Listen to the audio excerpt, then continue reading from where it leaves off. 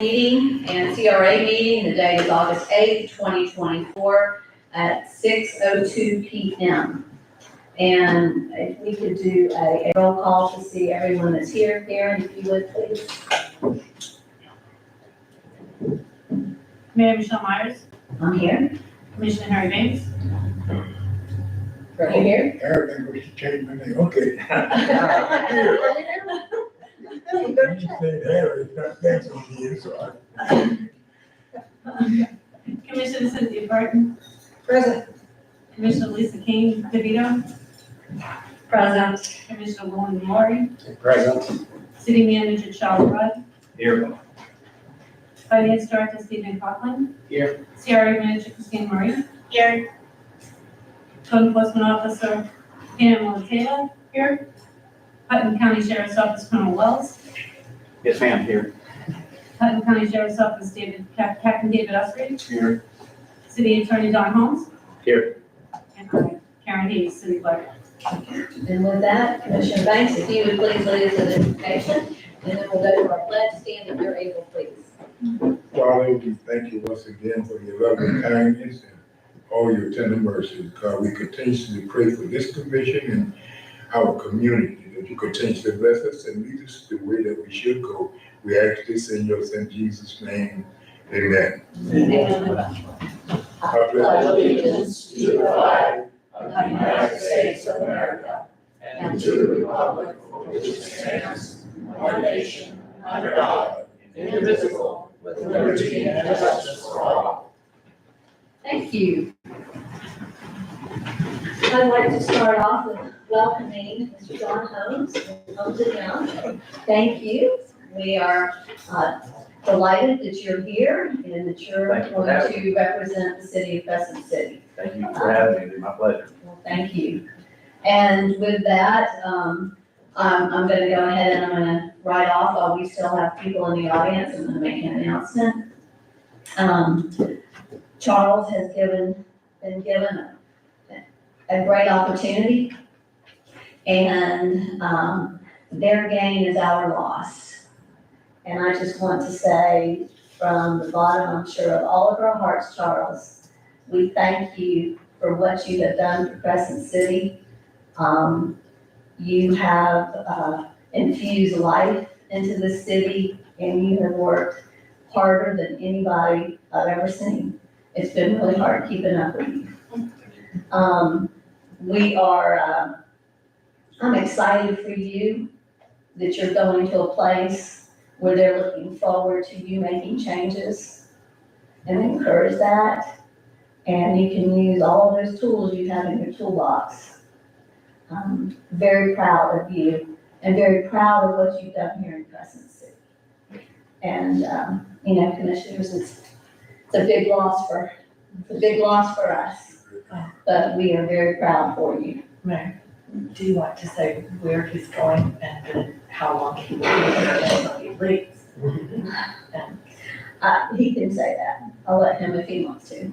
Sure, I'll be here till the end of the fiscal year in September to help finish out the budget adoption and get everything squared away. My hope is we can get an interim in here so I can work with for a few weeks before I leave, and then I'll be become the city manager for the city of Tarpon Springs. Yeah, so he's going to the West Coast and go to the Sponge Dogs. What population? It's 26,000. Oh, I'm waiting for 1,500. Yeah, it's something to be very proud of. It's a pretty unique little place. It really is. It really is, and they're excited. They are very excited to have him. And so we just wish you all the success and joy that it brings. And I'm so proud I did that with no tears. I practiced that all day. No tears. With that, I'm gonna go ahead and we've got a couple of announcements. I know that they're having a groundbreaking ceremony for the new Crescent City PK to 6. That's gonna be Friday, August 16th, from 10 to 10:30. And it's out at 1282 Huntington Road. So if you're able to, please, everyone, support this effort. We're excited about this new opportunity for our students. The Women's Club has not given me, their update. I expected them to be here to give their update as far as, but we all know that they have bingo on the third Friday of, I believe, Rachel, you're here, aren't you? Yeah, It's the third Friday and then they have Bongo on the third Wednesday. on the third Wednesday. So if you're available, please go. I've heard it's a lot of fun. They're having a lot of fun with that. It's kind of a quiet month. We came through the storm with, thanks to our staff. You've seen them out there cleaning up the roads. They were out there during the storm. And, we came through it pretty unscathed, and we are very blessed. And, you know, our prayers and thoughts are with all of those that are still suffering through this. With that, I think I don't see anyone here from the Crescent City Women's Club to give their presentation. Okay, then let's start the approval of the minutes. Commissioners, you have before you the July 11th, 2024 CRA minutes, the July 11th, 2024 regular meeting minutes, and the July 26th, 2024 special meeting minutes. So I will entertain a motion, please. I made that motion with the necessary corrections. I'll second. Okay, so we have a motion and a second. Commissioners, do we have any discussion on these? Mayor, I did have changes for the regular meeting minutes of July 11th. Unfortunately, had a paper jam to my printer. I was not able to distribute them. Bring them and distribute them. Is it possible that we can pend these until our next meeting? The regular meeting minutes. Commissioners? Okay, that detail? Well, just, we have a very full agenda. I can go through them and say what they are. I mean, do you want me to do that? Mark? That's, Commissioner, if that's your pleasure. So, page 1, name of Angel Duke. There's an S on the end that does not belong there. Page 2, under business item. It says Diane Kelly spoke on the issue of the spay and neuter program. I believe that Jenny Oakwood spoke also, Diane Kelly did the presentation, but Jenny spoke somewhere. just at the very, I don't even know if she spoke. She got up and maybe thanked us. But Diane Kelly's the one that spoke. Right, and that was, I don't know. So if you don't want to add that, that's fine with me. But, I mean, Jenny's the driving force behind us. She is, but Diane Kelly's the one that spoke on it, so let's move on. Oh, okay, under that same item, under vote, it says Commissioner Lori moved to send a letter to the county encouraging them to come up with money and expressing the city's support for the county's participation. I don't know if that's actually what he said, but when we make a motion that doesn't articulate exactly what would be done, I think it should say in brackets, it's money for the low-cost spay neuter clinic, because it just doesn't say. Okay, so you wanna add brackets Right, that says for the low cost. money for the Okay. low-cost spay neuter clinic, Okay, that would be page 2. All right, page 3, Diane Sykes' comment, says asked about a new board that was against the school being moved. I believe what she said was asked about if the new board, school board, is against the school being moved. She was asking about the newly elected board in November. So if that can be clarified, I have a question. Well, page 4, in the very first paragraph, the name Kenny Evans, that is McKinley Evans. Capital M, little c, capital K-I-N-L-E-Y, and then last name Evans with an A. And then I have a question, under first reading of ordinance 2024-06, the third line from the bottom, it mentions the tax ID. I don't know, is it a parcel ID and there's a tax ID, or is it just a parcel ID? It's the same thing. Okay, so it doesn't matter. All right. I did not know about that. And then, this part that, I was not able to distribute the wording, on the page 6, under the business item, under ARPA grant funding request. After Dr. Trey Wade spoke, somewhere it should reflect that there was a commission discussion that included the city manager and the city attorney over whether it was appropriate to use the ARPA funds for this purpose. That was a very important part of the discussion. Because, especially since we're going to, at some point, have a new city manager. And, Okay, if you'll provide that language to Karen after the fact and make sure, Karen, if you would, that it does meet up with what the actual set stated. Thank you. the city attorney, and then on page 7, where it says scheduled budget workshops, the budget workshop was actually, we scheduled one on the enterprise funds for August 5th. That was the budget workshop, and that's it. So you just want enterprise included in that, correct? Right, budget workshop on enterprise funds. Okay. Okay, is that it? That's it. Okay, we currently have a motion and a second. Do we have any further discussion? All in favor, please say aye. Aye. Opposed, nay. Okay, so moved.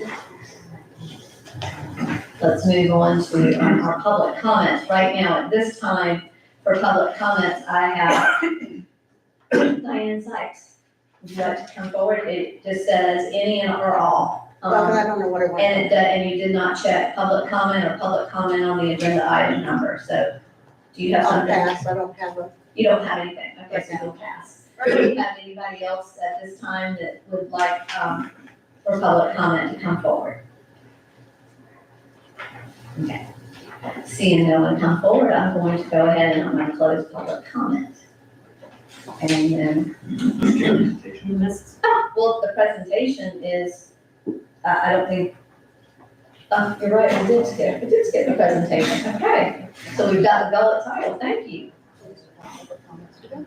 We've got to start with the ballot title. Thank you, Mayor. You asked the representative to come in and get an update on the, work on their building and how soon they might be moving to the new location.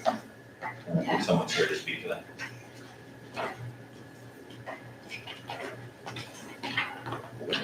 Good evening. Good evening. My name's Amy Gullett. This is JJ Gullett, Gullett Title, and the address that we're speaking about is 234 North Summit Street in Crescent City. Okay, is there a specific question, or did you want me just to kind of? I think the biggest question is, what's our timeline? Because it's been several years now and we're anxious to get the sheriff's office into their new location, so. What I did today is I collected the pictures that I've taken, and I wanted to see if I could hand those out to show you. And we'll go for. We know the roof is there, and I know we've completed, the sidewalk, and that was our obligation for the sidewalk, and it completed that. The building behind the office is also gone, It's also done, which is huge relief. and they did an outstanding job with that. I was really Here's what we got.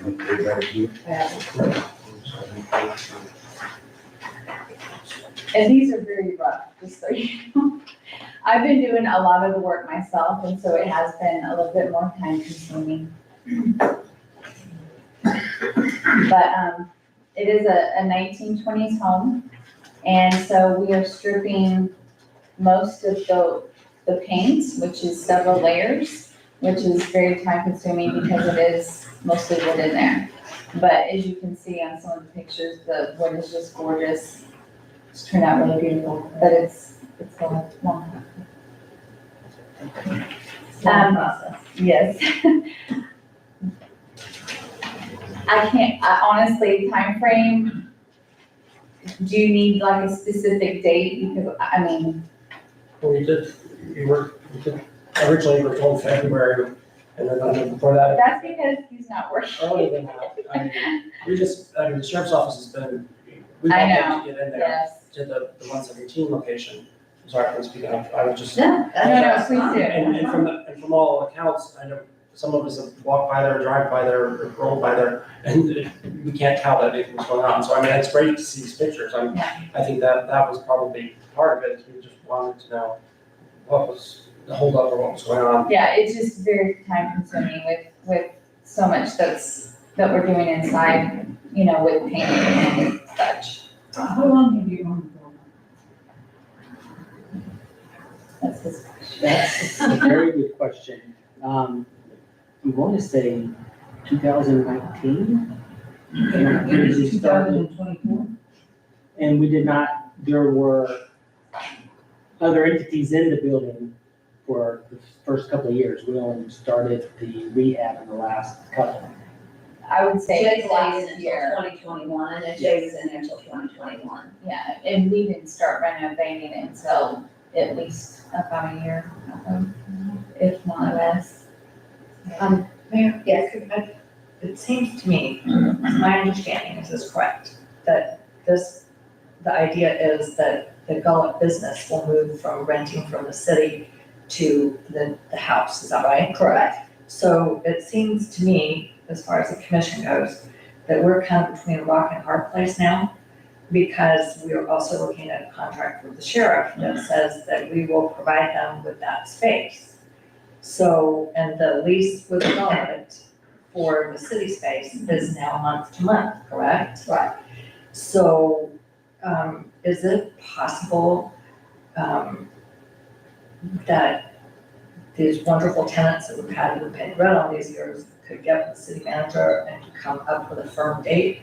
And, you know, we have to get with the sheriff, and that contract says immediate. Well, and we We need to work this out. this is why we've asked them to come in and give us a report, because we've been, you know, it was gonna be last year, I'm not being, I understand what renovations, I understand, believe me, I understand. I'm gonna put him here.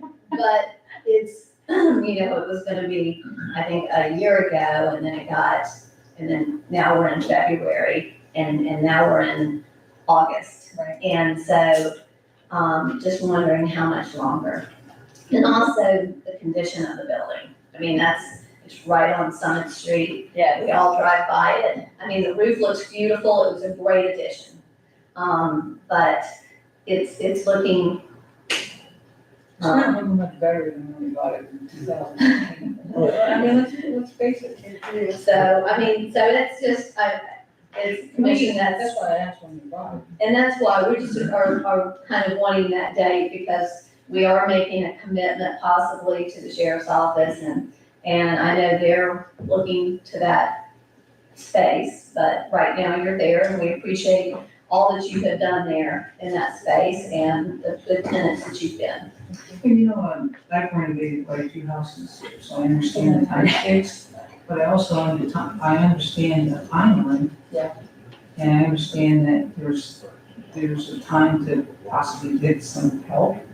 no, we can have help, I'm doing as much as I can on my own. Okay. For cost wise, and, I enjoy it too, so, I think it would be a great idea if we could get together and come up with the plan. Okay. I mean, I really am working like 4 days a week down there, doing as much as I can. And I see you again, I go by there all the time, I know there's work going on, there, and I know it's a lot. We just really kind of wanted an update so that we can I understand. move forward with what we need to move forward with. Well, I think it'd be a wise thing to do would be was just let the city manager go down there with, and his wife and let them discuss it out and come back up with a moving date. Actually, with a date that they think that they will possibly be through preparing, because it have been looking good. We got sidewalks coming around there now and the top, so progress is being made. But the inside, by looking at these pictures, I reckon that's a slower process. And it takes a little more time, but I think that would be the best thing to do, instead of trying to beat it out here on tonight, we can't do that. So just let our city manager go down there, scope it out, and get with Mr. And come up with a kind of solution. I'm gonna reach out tomorrow. Okay, great. And thank you for the love that you're putting into the building and preserving that historic building. You know, I know it's a labor of love right now, and so when it's all done, we know what you've done to the Gullet office and how nice that looks, and so we know you have high expectations, and we appreciate that, so. And I think you did take the blue building behind it. Yeah, we put that down. So we appreciate that. And the Yeah. slab and And the slab, Yeah, so neighbor got two times out of the deal. I think I saw yesterday, there's still a copper box from like a refrigerator or something that was like thrown on the front porch. I don't know if that was your guy. If that was- Oh, I think we got, did we get that? I think I saw it yesterday. I'll go by there and Because grab it. that's one of the reasons I think we were ending. yeah, and just the manicuring of it, because it's on our main street, so. It's under maintenance, isn't it? Yeah. The- It should be mowed every week, but, The roof does. Yeah. That was. And they did a good job. They did a good job, so, thank y'all. thank you. And with that, we're gonna move on to the BRC report by Commissioner Ward. You wanna give us an update? I can't give you an update. I printed it out and gave it to you guys. I apologize for not having this in the packet because we didn't meet yesterday, so I wanted to give those updated information. And obviously, I'm happy with my files. Take over just wonderful. But then, we've been meeting every 2 weeks since we were created back in June. And I kind of put in here a little bit of a summary. I just want to say, first of all, that I really appreciate the hard work of all of these residents that have volunteered to do this. This was not easy, and we're asking them to come out and spend their time and effort and work on this. Some of the things that we've been working on, because as you know, our job is as a advisory board for the commission to see if we can work out a deal with the school district who's right here. That's fun.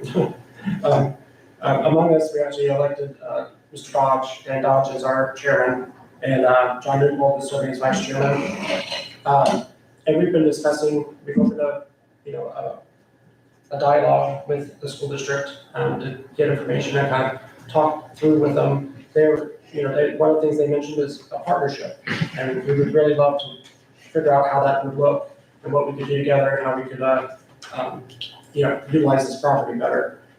We also were lucky enough that Rob West is on our committee. He worked, I don't think he'll tell me how many years he's worked in maintenance over there, but he did take us on a tour and showed us all the ins and outs, kind of in a lot of the little details, which was really a great insight because I think he knows better than most people what's going on there.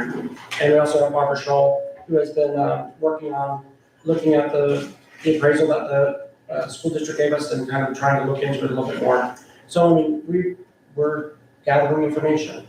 That's what we wanted us to do. We've also been looking at utilities and getting information from the school district about how much money it costs to turn the power on and insurance and that kind of stuff. So we're hoping to put it all together, so that we can get you guys a report and we can kind of move forward and talk about it some more.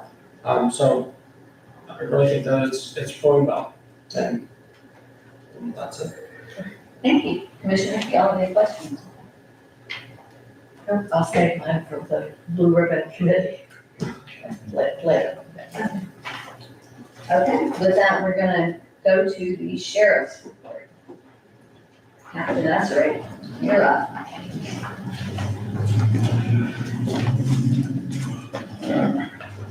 Hello, everyone. I know you were given a presentation previously, and you'll see some, if you look in your new packet there, you'll see some changes there. That's on some of the numbers of the crime statistics, and I'll go over some of that stuff in just a second. First thing you see here is an aggravated assault. Don't give the address there because the Marcy's law, but a gentleman by the name of John Davis was arrested for aggravated assault on an domestic violence incident. The second one was was a kind of a spree of events here, and I'll tell you kind of how that happened. 919 North Summit Street was a burglary at the laundromat. Gentleman went through the roof and got some, went and made his way into the office and got some coin, I guess, on the roof of the business there, there's a hatch, and the hatch was unlocked, and you can see him on video playing his day, following the laundromat and make his way to the office. His name is, I had a mind blank here because at the time we didn't have this solved. I'll get that for you in just a second. Yeah, but we do have a suspect identified in that. It's weird about this guy because we encountered him by, our detectives were out showing the video to some local business people, and local businesses very pro law enforcement see him, say, hey, I know who this guy is. So he sees him in a couple places we can't find him, finally run into him in Fruitland. He's got multiple warrants in other jurisdictions in other states, and what it seems like happens is when the crimes catch up with him, he moves along, and they're all over the state of Florida.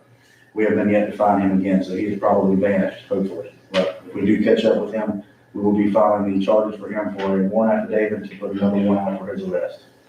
Any questions on that one? Which one was that? That's That was the 919 North Summit Street, that's the laundromat. How did you get back out? You went through the hatch to go back out the hatch? No, he went through the window. He went through the door. I know he just unlocked the door and went back out. The 3 North Summit Street is technically a theft by UCR code, which is the way we report to our crime stats. And I talked about it to you guys a couple times. But they took a Tyrone Brown, took a shovel out of that thing and began to do numerous vandalisms from Lake Como, Pomona Park, all the way to south of Crescent City. So he was, obviously he was arrested on those crimes. I don't know how many total vandalisms there was, but I know there was several. One was to the Ace Hardware back here, another was to the city offices next door, and numerous other locations. And that was our address, where you got the shovel? Yes. Okay. So the next one you see here was, again, it was Tyrone Brown. He was down from Valero. That's actually not Grove, that's South Summit Street. It was where he went down to Valero, he tried to pry his way into that business with a shovel. And he was arrested for a slew of charges throughout his little crime spree that night. Any questions on Mr. Brown and those crimes? Where's he now? The last I knew he was in jail. Is he still in jail? Yeah. Yeah, we've had, Tyrone Brown, he was, Only been, yeah, well, I think, yes. okay. and we do have some services. I've reached out to our counterparts in the jail to see if we can use those same services that we've used before on some individuals in Crescent City that kind of worked out kind of well. And we'll see if those services will work out for him being a military veteran. So we're trying everything we can to try to figure out what's going on with town, because everybody knows we were having a lot of trouble on the streets there for just a little bit with him. So, again, any questions on that? Okay. Traffic crashes, Cypress and Summit. Vehicle was coming off of Cypress on the Summit Street and pulled in the path of another vehicle going north. There was a collision there. Summit and Central. As you see, vehicle 1 was traveling westbound on Central Avenue, while V2 was traveling southbound. And on Summit Street, the vehicle ran a red light on Central Avenue on Summit Street and struck the second vehicle at the intersection. Same thing, that was the third accident that I can recall where they said that tree is blocking that red light, and I can't see it. So I don't know if there's anything we can, maybe put a stop sign there with a flashing light on the sidewalk there, kind of like where the stop sign is. Or just make that a stop intersection with a stop sign. I don't know what that answer is, but that's the third one I know of that has ran that red light saying they can't see the light. If you're not from here and you don't know there's one there, I noticed that the other day driving up there, I was like, can't even see the light. So you don't know it's red or green, and if you don't know it, especially in the evening, I don't think it's right. Remember, we talked about that before, I forget who brought it up, but someone brought up putting a sign ahead of the stoplight saying stoplight ahead.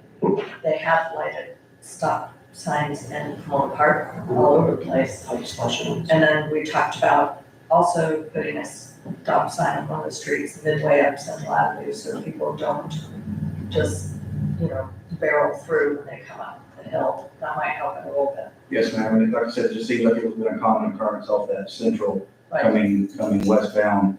And I've even seen in some places where they have the stop sign mounted on a sign on the side of the street. So anything could be an option for preventing this in the future, so Just done maybe that. with Charles and. So if the light's green and the stop sign's flashing, what do you do? So I'm not saying stop sign, you guys should have a red, a green, and a yellow on the side of the road that would indicate what the light is showing also. So it would basically mimic the sign that, or the light that's hanging in the air, it would mimic that sign or that light.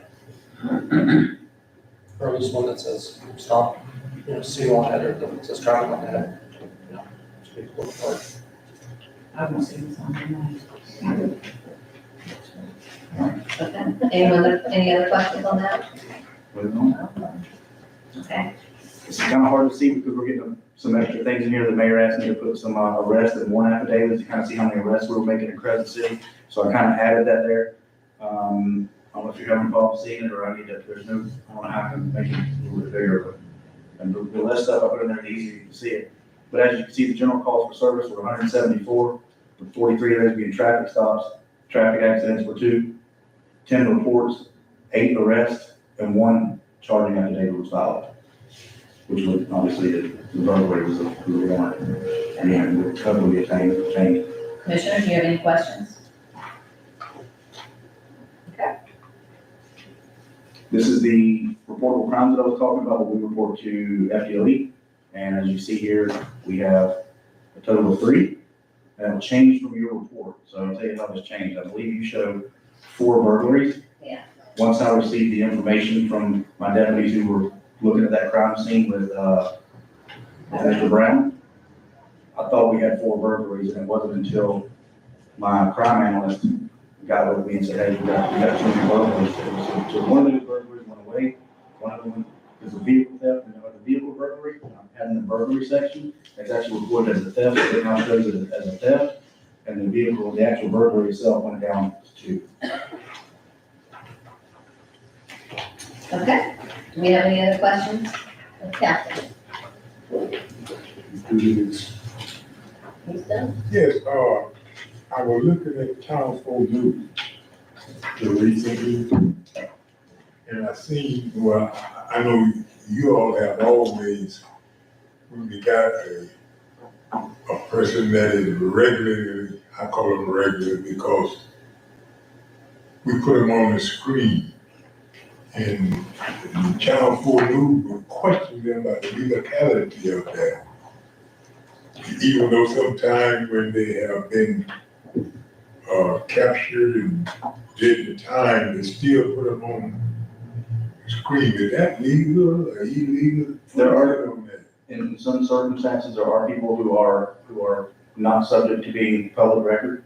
Under these circumstances that you see here, if there's any specific that you question, they're all considered public records, so that's why they're put on the screen here. Okay, because I didn't get the understanding from Channel 4, but I just tuned in on the very end of it anyway. Yes, sir, there are certain situations where that's not public record. Anything is public record, we can expose that. Okay, after they have satisfied with whatever they have done, you still put them up there. Yes, sir. I guess I don't understand the question, is what I'm saying. Commissioner, because I got involved, interviewed by Channel 4 for this. So what they were doing was a story on people that are running social media pages and putting people's mugshots up, but will take them down if they pay them to take them down. So it was some type of fraud scheme that could be illegal there. That's the people that are running there's a social media page called Mugshots of Putnam County or something. And there's one of Mugshots of Clay County that's run by some citizen who takes the picture off of our public information page, puts it on the web page, but will take it down if you pay them. So they're trying to make profit off people's arrest. So that's what Channel 4 was doing a news story on, and it's specifically centered around an operation that was going on in Clay County that they filed some charges up there. So yeah, the way we publish them is fine, but when you take them and put them up and hold somebody ransom for money to take it down, that's where the problem comes in. That's what Channel 4 was working on. Okay, so good to know that. Yeah, well, I'm glad the Colonel's seen it. That's how it started. Any other questions? Any other questions for the captain? Okay, thank you. Thank you very much. Okay, with that, we're gonna go into our public hearing phase. Charles? Thank you, Mayor. Mayor, the next 2 resolutions are agreements with DOT that we sign every 3 years. We have to pass a resolution and provide it with the agreement to the state. One is for maintenance of the right of way on the highway, mowing and so forth. And the other is for traffic signal maintenance, which is the red light, the blinking light, and lighted street signs. That's centralized. Okay.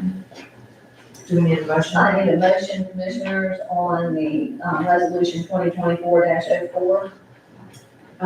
Mayor, I move that we accept resolution 2024-04 for the highway maintenance and compensation agreement with the Florida Department of Transportation. I'll second that. Okay, we have a motion and a second. Karen, would you do a roll call, please? Commissioner DeVito, Aye. Commissioner Warren, Aye. Commissioner Banks, Aye. Commissioner Burton, Aye. Mayor Myers. Aye. So approved. Accepted. Move on to, I need one for resolution 2024-05, the traffic signal maintenance. Mayor, Yeah. happy to.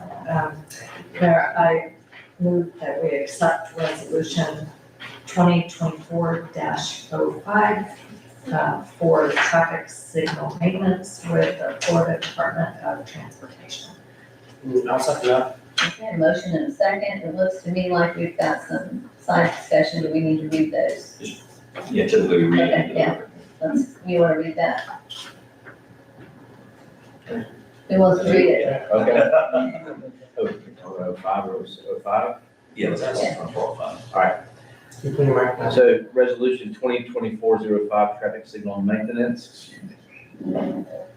A resolution of the Commission of the City of Crescent City authorizing the city manager to execute an amendment to the city's local agreement for traffic signal maintenance and compensation with the Florida Department of Transportation and all future amendments until the end of the agreement term.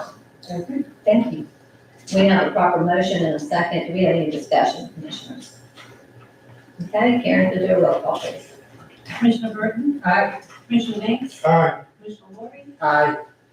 Commissioner DeVito, Aye. Mayor Myers. Aye. Okay. So accepted.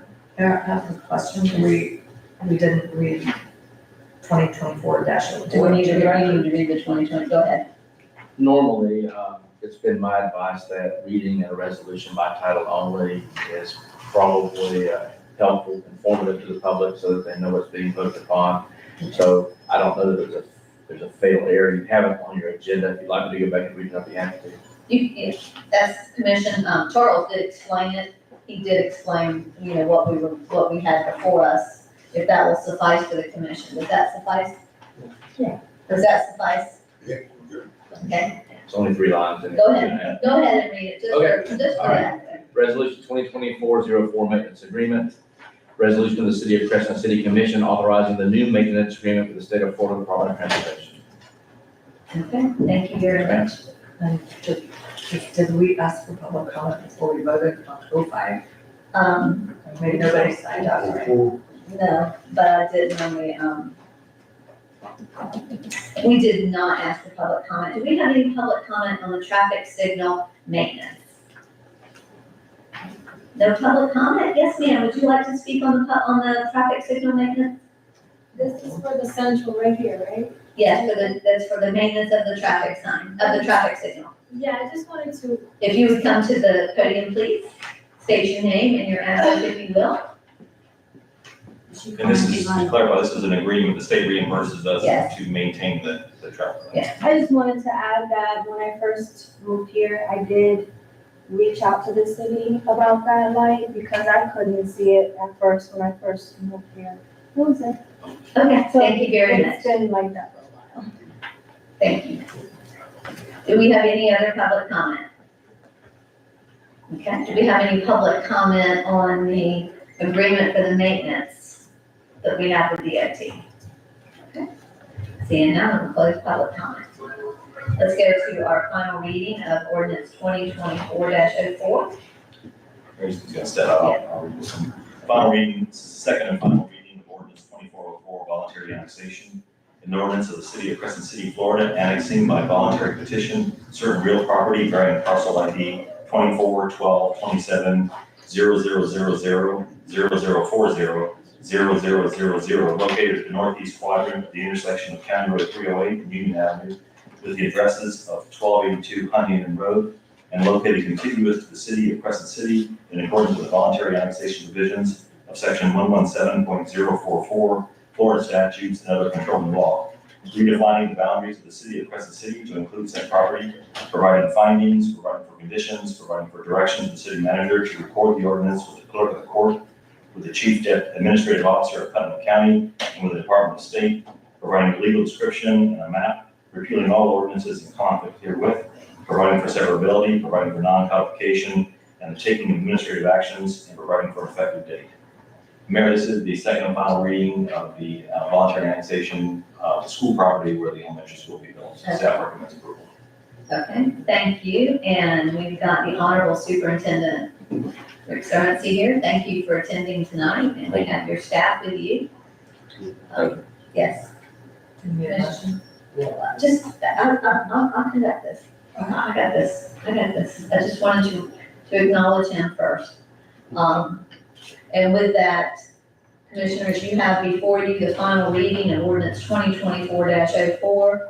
I'll entertain a motion. I make that motion, Your Honor. Okay, do we have a second? Second. We have a motion and a proper second. Commissioners, do we have any discussion? I have a question. Yes. So our city attorney has stepped out of the room? Yes. For what reason? He's also the attorney for the school board.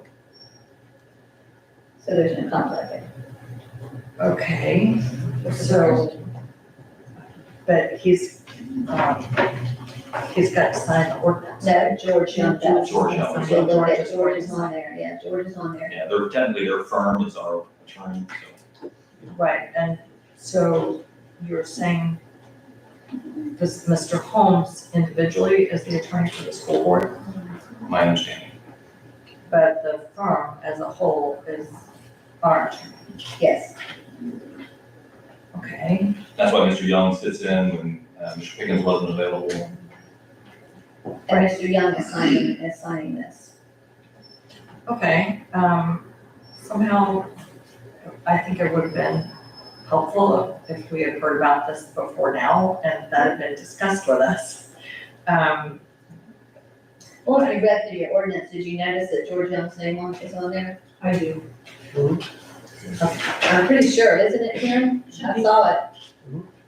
But I'm just saying, with the change from Mr. Pickens, it would have been helpful if this had been brought out. But that's all I have to say about it right now. Okay. And I do know at the last meeting, we talked about that, I believe we talked about that Mr. Pickens would not be, because we had to have that changed, correct, Karen? That's correct. And he's here for the first reading. Yeah, he was here for the first reading, so. Yeah, do we have any other discussion? Okay. Do you have anything that you would like to say? Anybody? Okay. I'm gonna open it up to public comment at this time. Do we have anybody that would like to comment on this, final reading of ordinance 2024-04, which is the annexation? Yes, I could be right. Okay. Diane Sykes, Crescent City. If we annex that property, are we, as a city, responsible for providing utilities to that property? Well, we talked about this at the last meeting. You had that question, I believe, also at the last meeting. Go ahead. And so we do have, Water and water and sewer. sewer available. Yes. Thank you. I think, and we have water already, sir. Yeah, water is already there. The gas line, the gas, I think there's, some area that has to be filled in, correct? Yeah, but I'm not sure they went with natural gas, so. Okay, you You did, need, yeah, if you they. did, We recently changed it. you recently changed that. Adults and, Does that answer that, Ms. Sykes? Yes, thank you. Thank you. Yes, I just wanted to add that, I know you guys are having the groundbreaking next Friday, and I know 3 of us are gonna be in Hollywood, unfortunately, for our state conference, and then for the city's conference. I'm just hoping that we're gonna have someone from I'll the be there. city. I'll be there, Okay. I'll be there. That's what I was assuming, but I just want to make sure. So we would be there. That was fun at high school. I'm sorry we can't be there for this one, but this is a big one. And We'll be there. Commissioner Sykes will be there. Thank you. So we'll do our best to represent, Just want to make sure. It's Do we have any other public comment at this time on this ordinance? Okay, seeing none come forward, I'm gonna close public comment. Commissioners, you currently have, We have a proper motion and a second. If there's no further discussion, Karen, if you do a roll call for us, please. Commissioner DeVito? Aye. Commissioner Lori? Aye. Commissioner Banks? Aye. Commissioner Burton? Aye. Mayor Myers? Aye. Okay. So accepted. Thank you, Mayor. Next is the second and final reading of ordinance 2405 for a small-scale comprehensive plan amendment.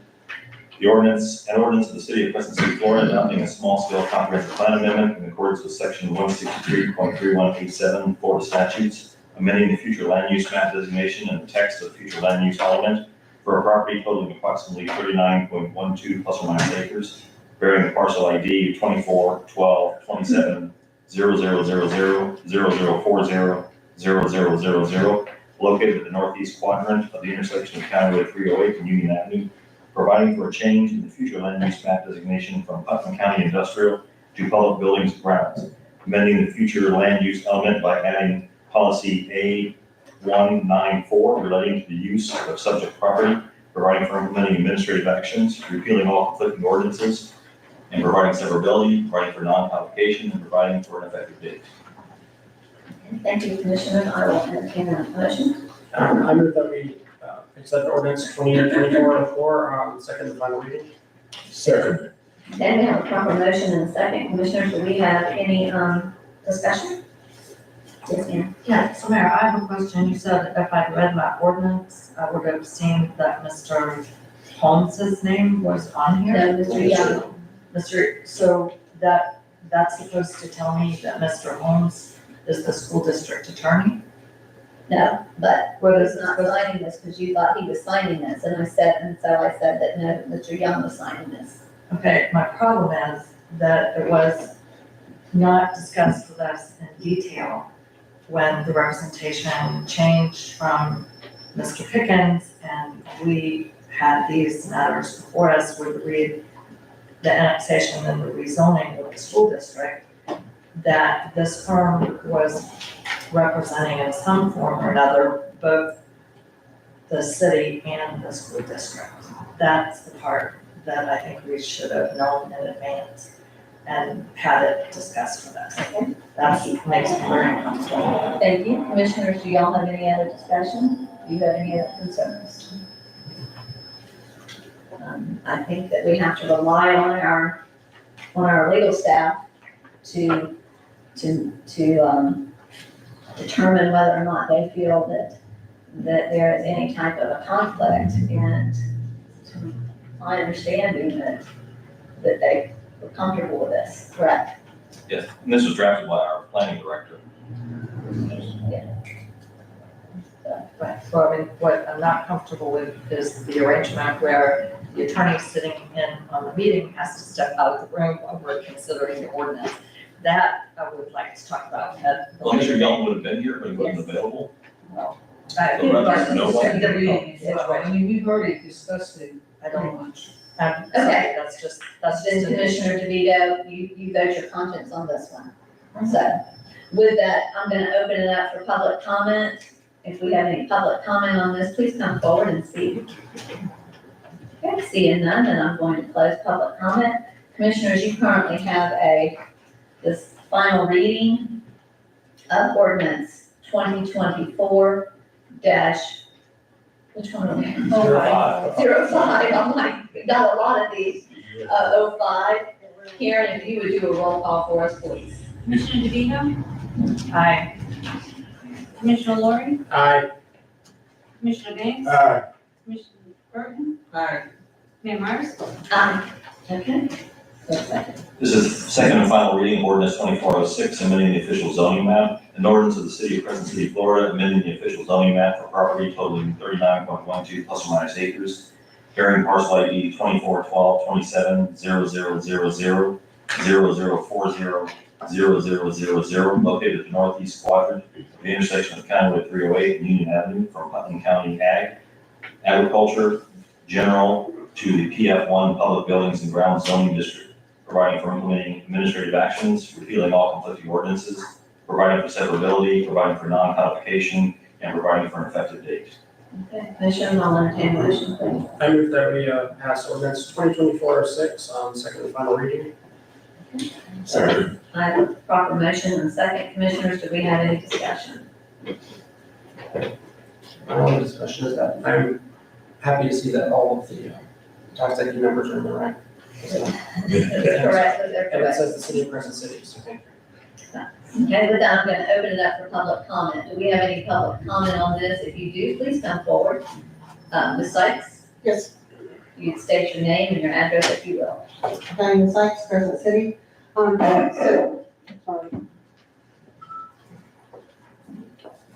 So this is the property, is this the property that's proposed for the school? Okay, so again, I will reiterate, what's gonna happen if we do all this and the county commission votes to keep our old school? That's my comment. What do you mean the county commission votes to keep our old school? That's not up to the county commission. That's up to the school board. Oh, okay.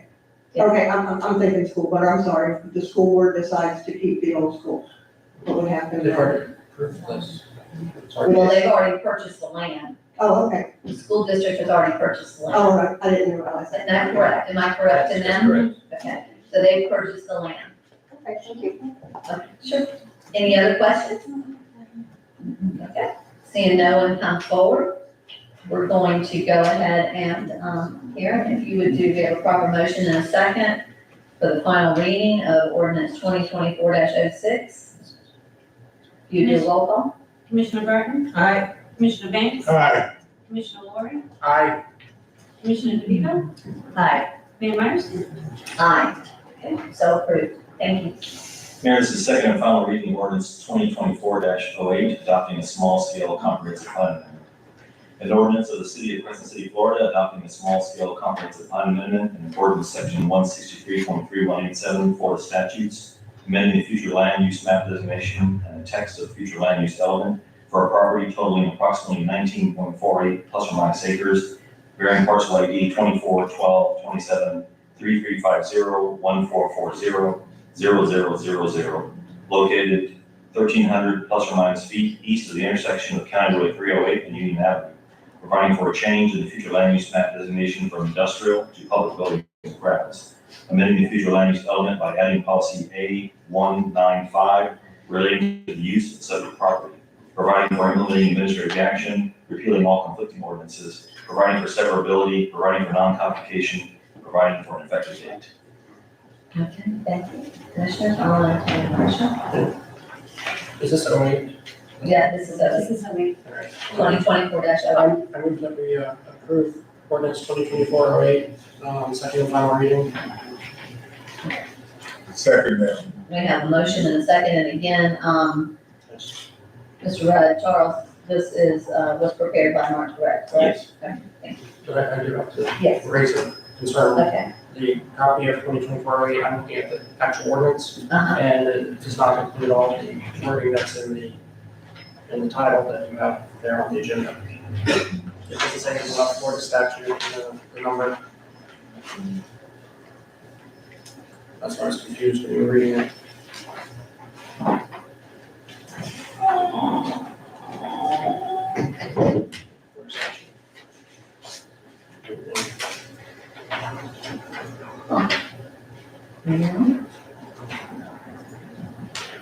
so. How was it advertised, Karen?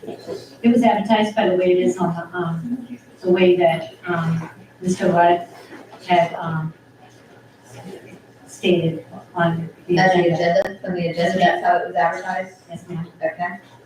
So we would just have to add that into this ordinance. Yes, ma'am.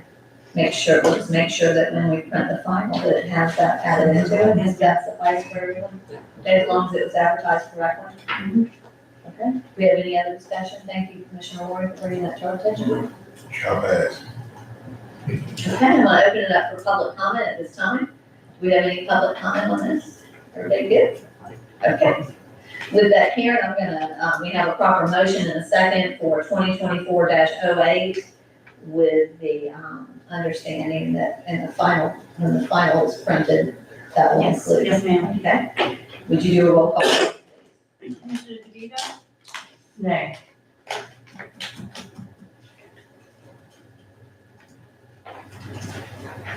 Commissioner Lori? Aye. Commissioner Banks? Aye. Commissioner Burton? Aye.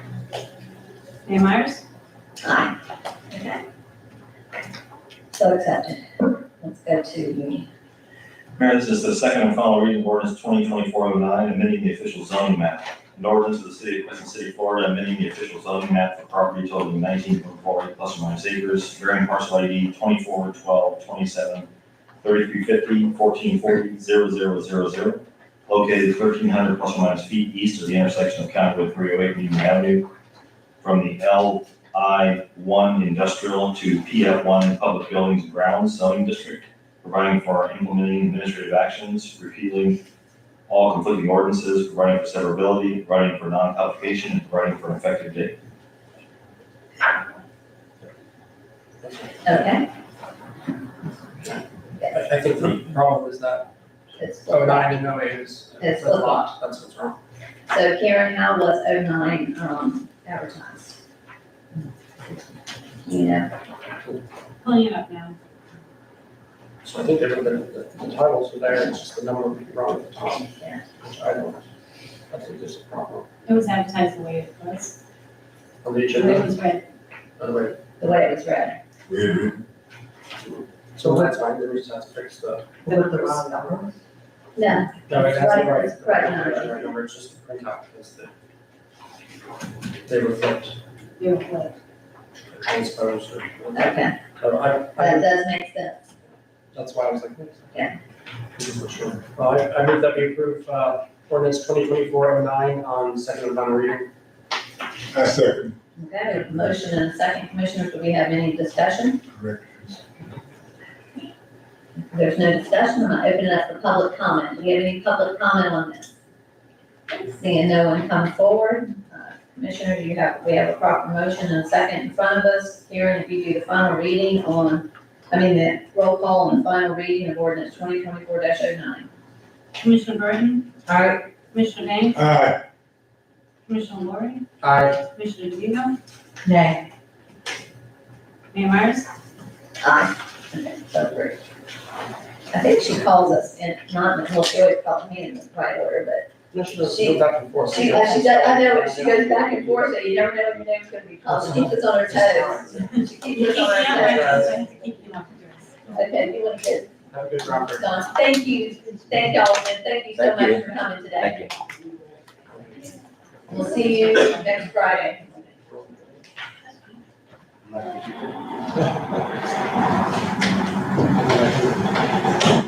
Mayor, this is the second and final reading of ordinance 2410, amending the official zoning map. You recall this is for the St. John's Recovery Place, their key document PD and amending essentially it was PD already, but we call it zoning change to PD. Okay, Staff recommends approval. I'll go ahead and read. An ordinance of the city of Crescent City, Florida, amending the official zoning map for property located property totaling 7.55 plus or minus acres, varying parcel ID 18, 12, 28, 0000, 0110, 0000, located at the west side of North Summit Street, approximately 1,075 feet north of Citron Avenue, from Planned Unit Development Zoning District to Planned Unit Development Zoning District. Authorize the mayor to execute a planned development agreement establishing development standards for the planned unit development, providing for implementing administrative actions, repealing all conflicting ordinances, providing for severability, providing for non-codification, and providing for an effective date. commissioners, entertain a motion, please. I move that we approve on second and final reading ordinance 2024-10. Second. Okay, we have a motion and a second. Commissioners, do we have any discussion on this? Did you guys get us a copy of the development agreement? All right, let's get it. Okay. Sorry, maps. You got it. Okay, we have no discussion. I'm gonna open it up for public comment. If you come forward, please state your name and your address if you will. Diane Sykes, Crescent City. My question is, we're changing it from planned unit development zoning district to the planned unit development zoning district. That was because it was, when they first zoned it and changed it to planned unit development, they didn't have a development agreement, which is usually part of that. So we're actually making it a new planned unit development. So it's a change because it's a completely different contract, a completely different agreement. So it looks weird that we're changing it, but a planned unit development is an individual property that has a contract that goes with it that's specific to that property. So they never followed through or they never finished doing that, so we are changing it to a new one that has everything in place. So, So they can do their, so what does the mayor need to execute? because someone has to sign legally Cause for. that's what I do. Oh, that's your job? That's my job. Okay, That's my job. If you look at a lot of these documents, it's got my name on them. We okay. have to give her permission to do it. I didn't know if it was- But they have to give me permission, and once they do, it's just like with these ordinances. They have to give me permission to sign the ordinances. And once they do, I can sign my name to them, but not until I've gotten permission from the full commission. Okay, I didn't know if that was a change, why that had to be changed. Okay, thank you. Mayor, if I could follow up on that, from Ms. Sykes Benedict, because she worked really hard on this original planned unit development. I think the fact that there was the fence and the landscaping that looked so nice, she was one of the people that really brought that forward.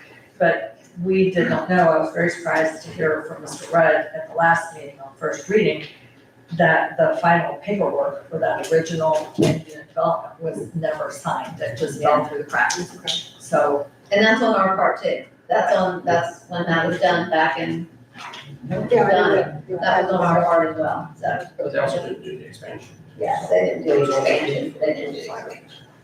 Right, okay. We have any other further discussion? Okay, with that, Karen, we have a proper motion and a second. Commissioner Lori, do you have something? There was just some corrections that I had given to the clerk after the last meeting for those. Did you give those to our parent or something? Because it seems like, What corrections on the ordinance itself? no, the contract, the development contract. Oh, on the contract? You can ask for them on Friday and I sent it to you. I have not received anything from Mr. Correct on that. but Hold that thought a second. we approved those. No, I was, there are some, grammatical and technical. The Scrivener's errors. Scrivener's Yeah. errors, so I was looking at it to have them, and like it says, the city presses for it again. It said Crescent City. Okay, we'll take care of that. Those are tomorrow, so. I gave it to her, I sent, I emailed you. Yeah, I'm having trouble getting feedback from the results. So, because also says some have, so I mean, I just think a legal document should be technically correct. That's just me. Yeah, it should be. Absolutely. If it's not correct, shouldn't it have to come back? So we, Are you looking at me? yes, I'm sir. trying to stay out of your way unless you ask. Right. So if they are truly Scrivener's errors, then there is no harm in moving forward with the understanding that perhaps your email could be revisited.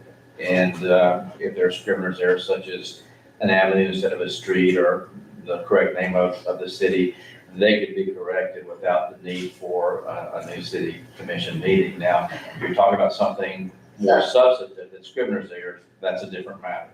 Okay. They Are are, these all Scrivener's? they are, yes. They are, okay. And we usually have that in there too, that if there's Scrivener's errors, so. Okay. Okay, commissioners. We have a motion on this one, and a second. And any other discussion? Okay. Do we have any public comment on this? Okay, seeing no one come forward, I'm gonna close public comment. Karen, if you would please do a roll call on the final reading of ordinance 2024-10. Commissioner DeVito? Aye. Commissioner Lori? Aye. Commissioner Vance? Aye. Commissioner Burton? Aye. Mayor Myers? Aye. Okay, so accepted, thank you. Here, the first item of business, Ms. Duke was not able to be here tonight, but she did provide a handout for you. You all have a copy, of the invitation to the kiosk dedication and information on the program for that day. Okay, what day is she? September 14th, 10 a.m. in Eagle Line Park, dedicated to the baseball brand kiosk. Okay. And then at 2 p.m. that afternoon at the middle school auditorium, a performance, the Fannie Blue Hamer story. Tickets are $20, kids 12 and under are free, and light refreshments will be served. Okay, thank you. Karen, you'll get that out on our, Yes, ma'am. I just got it today, just with everybody else, so okay, I can get it out there. okay, thank you for that. Our next one will go into, I guess we're gonna turn this over to. And the leading questions. And you're up.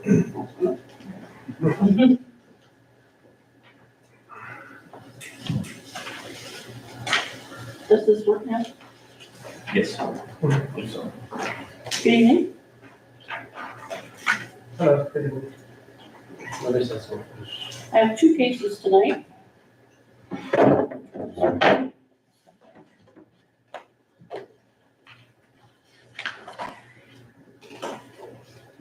They're both for lien reductions. This first one is case number 11-08-15-0827, Maddie Sharper and Amanda Adele Torres Gillette. She is in attendance this evening. And we have, That's not, we have them in a different order. yeah, we have them in a different order. We have the other way around. You have Monica first. Yeah, Veronica first. You want me to do Monica's first? That would be- I can do that. Okay. This is Veronica Glover, case number 07-03-04. It's 52 East Grand Rondo, Crescent City. This case is on the agenda for fine reduction. Code Enforcement Board issued a finding of fact, conclusion of law and order on March 27th, 2007. Property owner was ordered to comply by April 30th, 2007, or $25 per day fine would begin to accrue. The violations were Chapter 9, Section 9.50, Chapter 10, 10-23, and Chapter 10-27.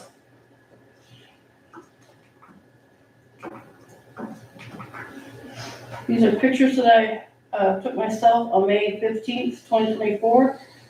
The one on the left is the front view of the house, and one on the right is the back view of the house. That's my right and my left.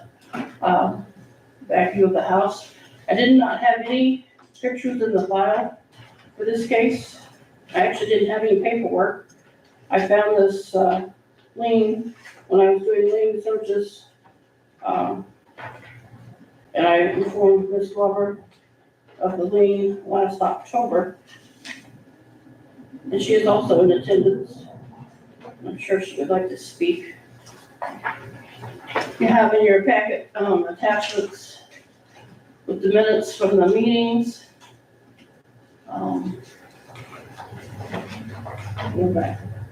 Affidavit of cost, the fine reduction request form, which I retyped and sent to Commissioner DeVito.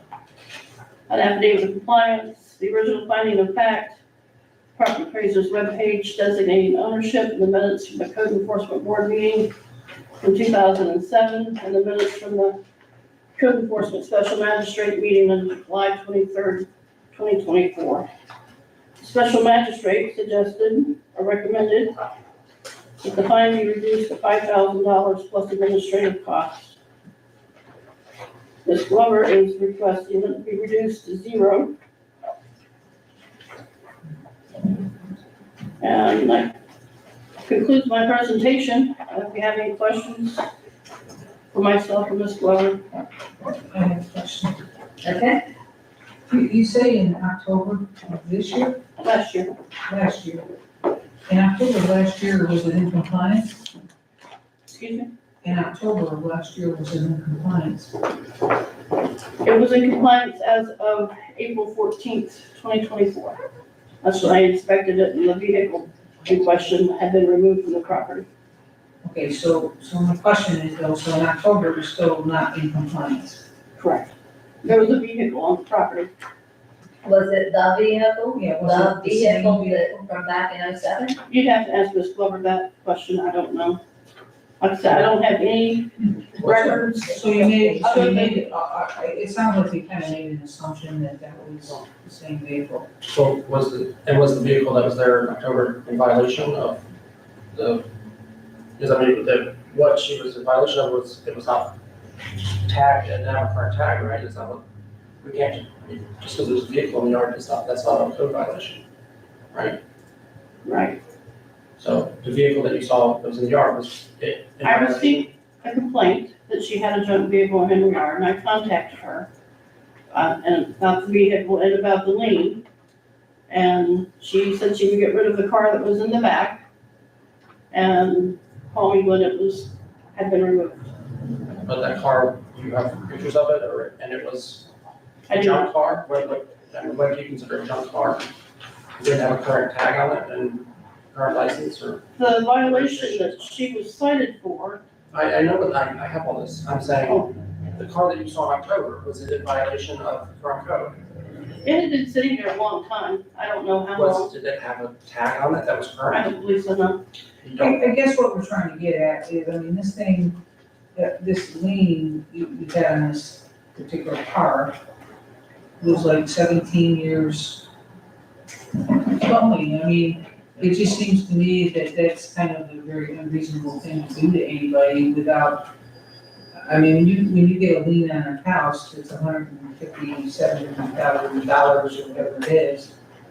But, 17 years is a long time for people not to be informed that lien is there. I mean, we don't have anything, I guess, where we have to tell them. We don't have anything that requires that we tell them. She's been going through all the liens and notifying everyone, and she got to this one. That time. Okay. Is there Okay, something that says we should be doing that? I'm gonna add, Mr. Holmes, it sounds to me like, or it looks to me as if you have something that you In can my add to opinion, it. there should be. Yes. In my opinion, there's a process, notifying them of the violation, giving them a time to correct the violation, notifying them of a hearing. After the hearing, notifying them in writing of the result of the hearing, i.e. that they correct the violation within 30 days or else a fine in the amount of $25 a day will begin. An affidavit should be in the file at the end of that curative period where your code officer has gone out and verified that they did not bring the property into compliance. Now the fine starts. So you follow me? So you got violation all the way through, them having a curative period. They did not cure the violation, so they're notified, and you have an affidavit in your file where your officer goes out and verifies they didn't cure the violation. The fine now starts based upon the findings of fact that was entered 30 days earlier. They are advised that they are to contact you when they correct the violation. And it is a little bit on them. Now, it is good if you've got the manpower and the ability to periodically, whether that be annually or whatever, go out and check to see if violations have been cured. Otherwise, you end up with what you have right now, which is, if I'm hearing you correctly, and I don't mean to overstep, but you're uncertain about when all of the violations were brought into compliance and whether or not the car that was complained about most recently was the car that was the basis of the findings of fact in 2007, if I'm reading you right. That's exactly right, that's exactly what I'm asking anyway. Yes. So, The car been moved, right? just a moment. Yes. Can I speak? Yeah, just a second, yes. Okay, two things. When I saw these cases here for lien reduction, my mind went back to our recent budget workshop where we had a discussion with Ms. Taylor. How are you doing on researching the outstanding back liens. And she said she's working on it, but it would take, I think you said, a few hundred hours to actually go through the whole thing, is that right? Yes. So it seems like we have right now an indeterminate number of outstanding liens dating back to, I'm not sure when. 2004. Pardon? 2004. So 20 years, and this case was first heard in 2007, right? Correct. Okay, which is 14 years ago. So we have a large, seems like we have an indeterminate number of cases, I'm sorry, I knew there was something wrong with my math, thank you. We have an unknown number of cases, and potentially as they come up, we could be doing this again and again. So it suggests to me that maybe before we bring more cases, we should try to get a handle on how many there are. The other thing that I have a question about is, these two lien reductions were heard by the special magistrate, is that not correct? Yes. We were given minutes, okay. So I'm a little bit confused as to why this is before us.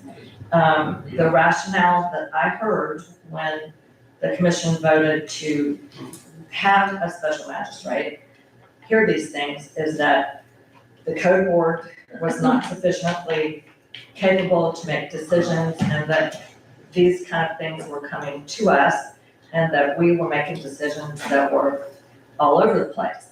Well, so, and the special magistrate would know the law, and he would do everything correctly. So here we are, the special magistrate has reduced this fine from 150,000 to 5,000. Wait, I'm not, just a second. I am not done, actually finished. So what I don't see is, I see minutes that say the special magistrate recommends reduction to $5,000. Well, what I was expecting, I asked for a copy of the special magistrate agreement. Here we are, we're going through all the facts. Okay, the special magistrate agreement says the special magistrate, for the $500 that we pay every time there's a hearing, will render a decision in the form of a written order after closing the hearing on the case. The order shall include at a minimum a written and signed final determination on each charge brought against the alleged violator and the amount of the fine, if any. So does a lien reduction not fall into that category? The city commission is the only one that can do a lien reduction. Okay. You've been on this commission a lot longer than I have, you know that. And I don't think Okay, it's like, wait a minute, I don't think we it's do not, $500, I don't think it's $500 every time. I thought that's what you wrote, is that it's $500 every time the magistrate comes. yeah, it is, okay. Commissioner Ward, you do not need to be I'm not, accused, just wait a minute, I'm not finished. No, Okay, I've I've got a long night. Mayor, I would like to address this. Okay. I'm asking a question. We were told that the special magistrate was going to simplify things. There is no need for Commissioner Lori to take an accusatory tone telling me that I should know this or I should know that. I was expecting more than just $5,000. In other words, he heard the facts, he's the attorney. Should we not be having with his recommendation, which I was hoping would be in his writing and his wording, we don't know what his rationale is, but we put our trust in him. He said $5,000. I don't know why he said $5,000. Ms. Taylor, can you speak to that? He wanted to, be consistent. In both cases, he gave a $5,000 plus administrative costs, recommendation. Cause he's new to Crescent City and he doesn't know really, what you all expect. So that was his best judgment at the time. And he did hear all the facts. With this case, I didn't have a file folder, I didn't have any pictures. All I found was a lien on the internet, for Ms. Glover. Okay. And I got a recent complaint in October about the vehicle that was in her yard, and I talked to her and told her that if the car was a violation, it had to be removed before she could come to the special magistrate and the commission to have it reduced. Okay. Whether it's the same car or not. it would still have to be removed before she could come forth, because the property has to be in compliance with all codes before it's brought to the special magistrate of a commission. Okay, so I need to ask Mr. Hunt's question. You find the dilemma that we're in. So we have these old, and we don't have the facts, we've had nobody checking on these, and so where is our evidence there that that original one has not been moved? And do we in fact even have, a case here? All right, you asked my opinion. That's what I'm looking for. The position I have taken in the past, and I represented the county's code enforcement and planning department for about 17 years, and the city of Blackus for about 19, was that if you don't have a file and you don't have evidence that you can rely upon in determining the circumstances surrounding the existence of the lien for this period of time, I recommended to the departments I represented that they basically do away with the case. Right. And Mayor, so, Let him finish, please. okay, well, Okay, let him finish. we have information that's a little bit different, but go Okay, ahead. let him finish. so there has been, until recently, a requirement under state law that liens in favor of a city or a county could only be satisfied by the legislative body. Now, I haven't had a chance to look, but I came across something recently that indicated that the commission could delegate that responsibility, but I haven't verified. I will tell you this, in every jurisdiction that I've represented, I have recommended and have directed a policy for them to decide and determine of factors that the magistrate or the commission would consider in determining how much to reduce fines that are accumulated. And those factors are just common sense things. They still leave room for you to exercise your subjective opinions, but there's such things as, is the person who's applied for the lien reduction the person that allowed the condition to exist, that they brought it about? How long has it existed? How much did it cost, or would it have cost to correct it?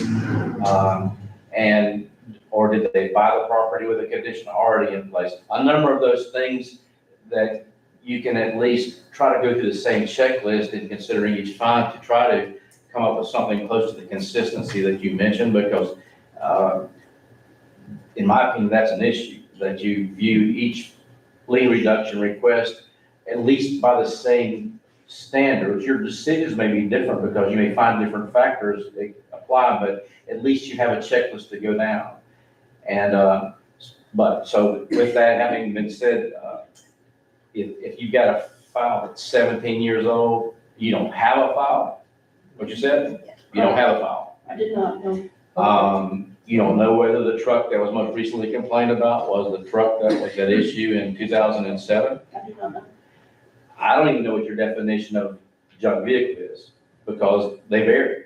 Some definitions of junk vehicle are a vehicle that's not operable. Some are a vehicle that's just not tagged. So I don't, as I sit here, I don't know what your definition of junk vehicle is. But in a case like this, I would suggest that it's kind of tough for you to make a decision that's based upon relevant facts. Commissioner DeVito. Okay, so we have what the code enforcement officer had in her file, and we do have the minutes. Apparently, according to the code officer, there were 3 hearings on the case back in 2007, and she has copies of it. It doesn't say whether Ms. Glover was there. I asked, we all got copies of this, that's her homestead property. I think I asked, was she present in person at the hearing, or because we don't have anything in the file that she received a notice. So Ms. Taylor answered, there were 3 hearings. The minutes don't state that Ms. Glover was in attendance. However, her father, according to Pam Taylor, was on the code enforcement board at the time of all 3 hearings. So there were, Okay, so we read all that, so. okay, well, I'm saying it's not that she has absolutely no files, she has a record, but there were There's a 3 there's a hearings. record that we have of, Right, of the hearings that we have. exactly. So yes, Commissioner White. I move that we reduce the fines to 0 and. Okay, well, so that's it. I'm sorry. Okay, do I have a second? I second. So we have a motion and a second. Do we have any more discussion on this? Well, my observation is that, this is not what I expected from the special magistrate because I raised the issue, he will not know Crescent City. I was told, oh, yes, he knows all these small communities.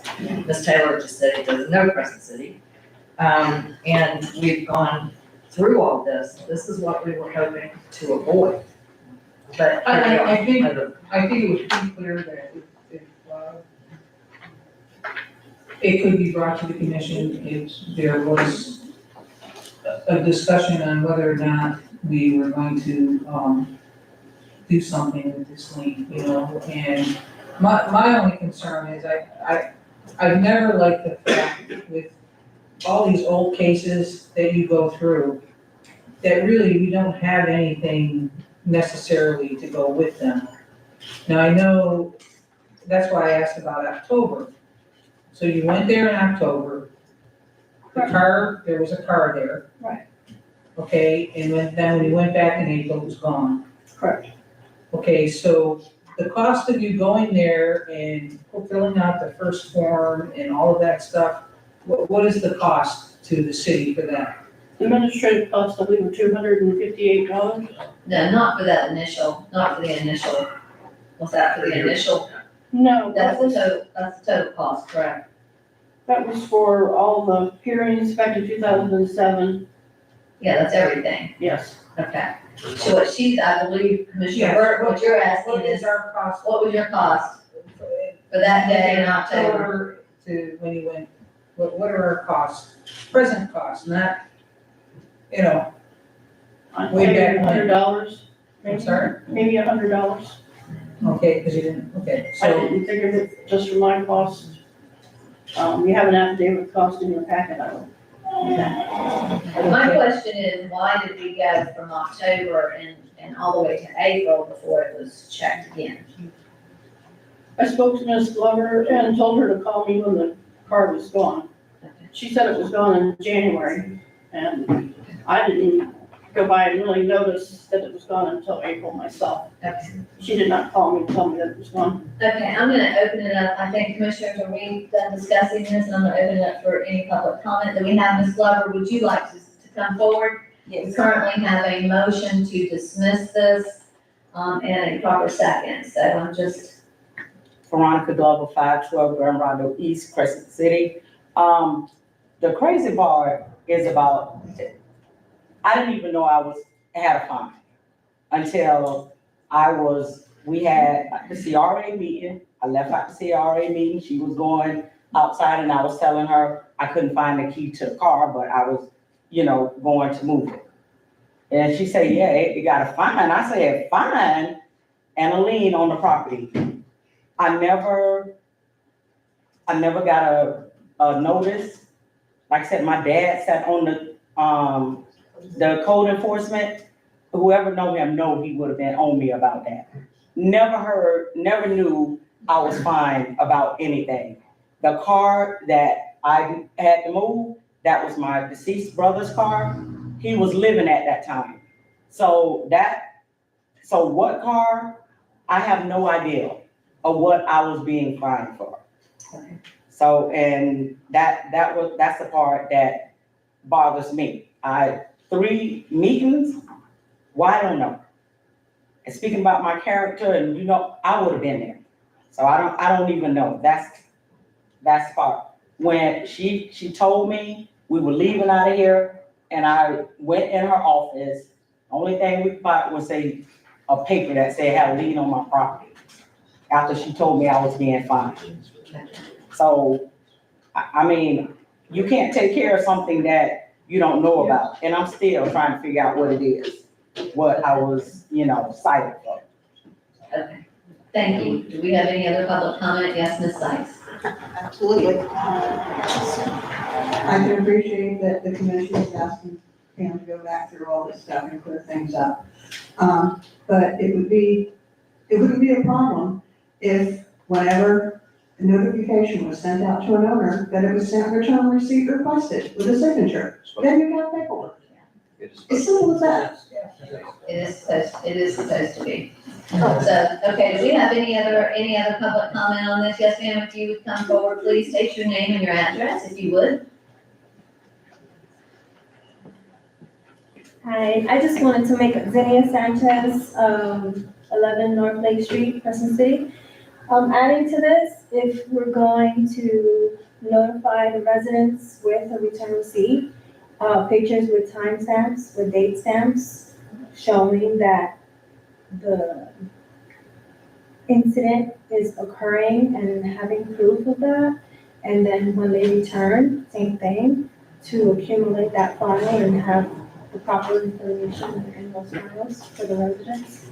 Okay. That is what we do, but if the file doesn't exist from 70 years ago. I don't necessarily think that's what we do, but I think all of these suggestions that are coming, to us, Pam, I think, and Taylor, I think that at some point we need to sit down and you need to figure out a process for how we're supposed to be doing this. Of course, we're supposed to be within the laws, but we definitely need a process.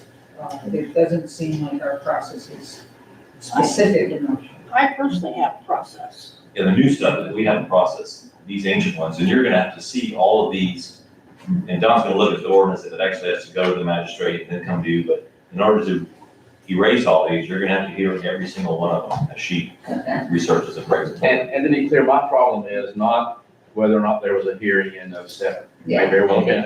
My problem is, if I'm understanding you correctly, you can't say when those violations which were found to exist were cured. Period, end of discussion. As far as you know, they were cured in '07, a month after they were found. That's possible. With that as your basis, I'd hate to see you try to go to court and sustain a finding of a fine. Commissioner Banks? Why are we sitting up here discussing this and having way back there? 2007, do it make sense? We have to deal with it. Yeah, I know we got to deal with it, but we killing precious time. We killing precious time, so I want to follow his motion. I definitely want a second, so we can go on. Okay, well, we have a second. I have one more speaker and then I'm gonna take it to a vote. Is that okay? That's okay. Okay, yes, sir. McKinney Evans Jr., 15400 in Shortcut Road, Crescent City. I think that you guys did a good job for, voting on this because of the evidence and what can be proved, what cannot be proved. Giving all respect to the lady here that's doing the job. I think that she says she have a guidance now and everything. So I think y'all need to get together, have a meeting, and y'all need to come up with some guidance for her and what she's need to be looking for and how, and move on from there. Again, all of the discussion, y'all should go ahead and do that another time. Thank you. Karen, would you do, Commissioner DeVito? So we are, we're waiving the fine and we're waiving the administrative. That's the current motion we have on the table. Okay, just want to know what that. We're waiting it. Karen, can you do a roll call for us, please? Commissioner Burton? Aye. Commissioner Banks? Aye. Commissioner Laurie? Aye. Commissioner DeVito? Aye. Mayor Myers? Aye. Okay, so we're moving. Thank you, and again, thank you for your patience. Ms. Taylor, I think as we go forward, I'd like to also see you get with, Mr. Holmes and make sure that everything that we are doing, we're doing correctly. That is important, because when these do come forward, I mean, I know that with what anybody goes through, all of a sudden, if you've got $150,000 lien on your house that you're not aware of, it can be very stressful. So Yes. Oh, I was just saying, we preempt the next case being presented just as we hope, I believe read it, and I need to make a motion on it. So we don't have to waste time. Well, no, it needs to be presented. Okay. Go ahead. You want to present the next one? This is case number 11-08-15-0827, Maddie Sharper and Amanda Padel, whereas Gillette. It's 833 Division Street, Crescent City. It's on the agenda for the fine reduction. Order from the board was November 29th, 2011. Property owner was ordered to comply by September 27th, 2011, or a fine of $25 per day. Violations are chapter 10, section 10-20, 10-23, and 10-24. These are copies of the code here. It was first observed September 7th, 2011. Notice was mailed September 7th, 2011 with a compliance date of September 26th, 2011, and a hearing on November 29th. Code enforcement special magistrate meeting was July 23rd, 2024. This is a picture of the property I took myself on May 1st, 2024, after Ms. Gillette had contacted me, or maybe it was her title company that contacted me, about the property. She acquired the property through a tax deed sale. I apologize, this thing's not working. There we go. This, another picture, it's just an overgrown lot, the violation was corrected. Again, I don't know when it was corrected. So we're in the same situation we were before. Well, I do have some paperwork on this one. Okay. I did have the original notice that went out to the property owner, Maddie Sharper. I have Yes, a, you did.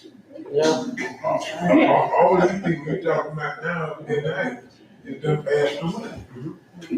right, This is, there's been a tax lien, that a tax deed that has been, this lien came with it. Ms. Gillette was not, aware of the lien when she purchased the property through the tax deed sale.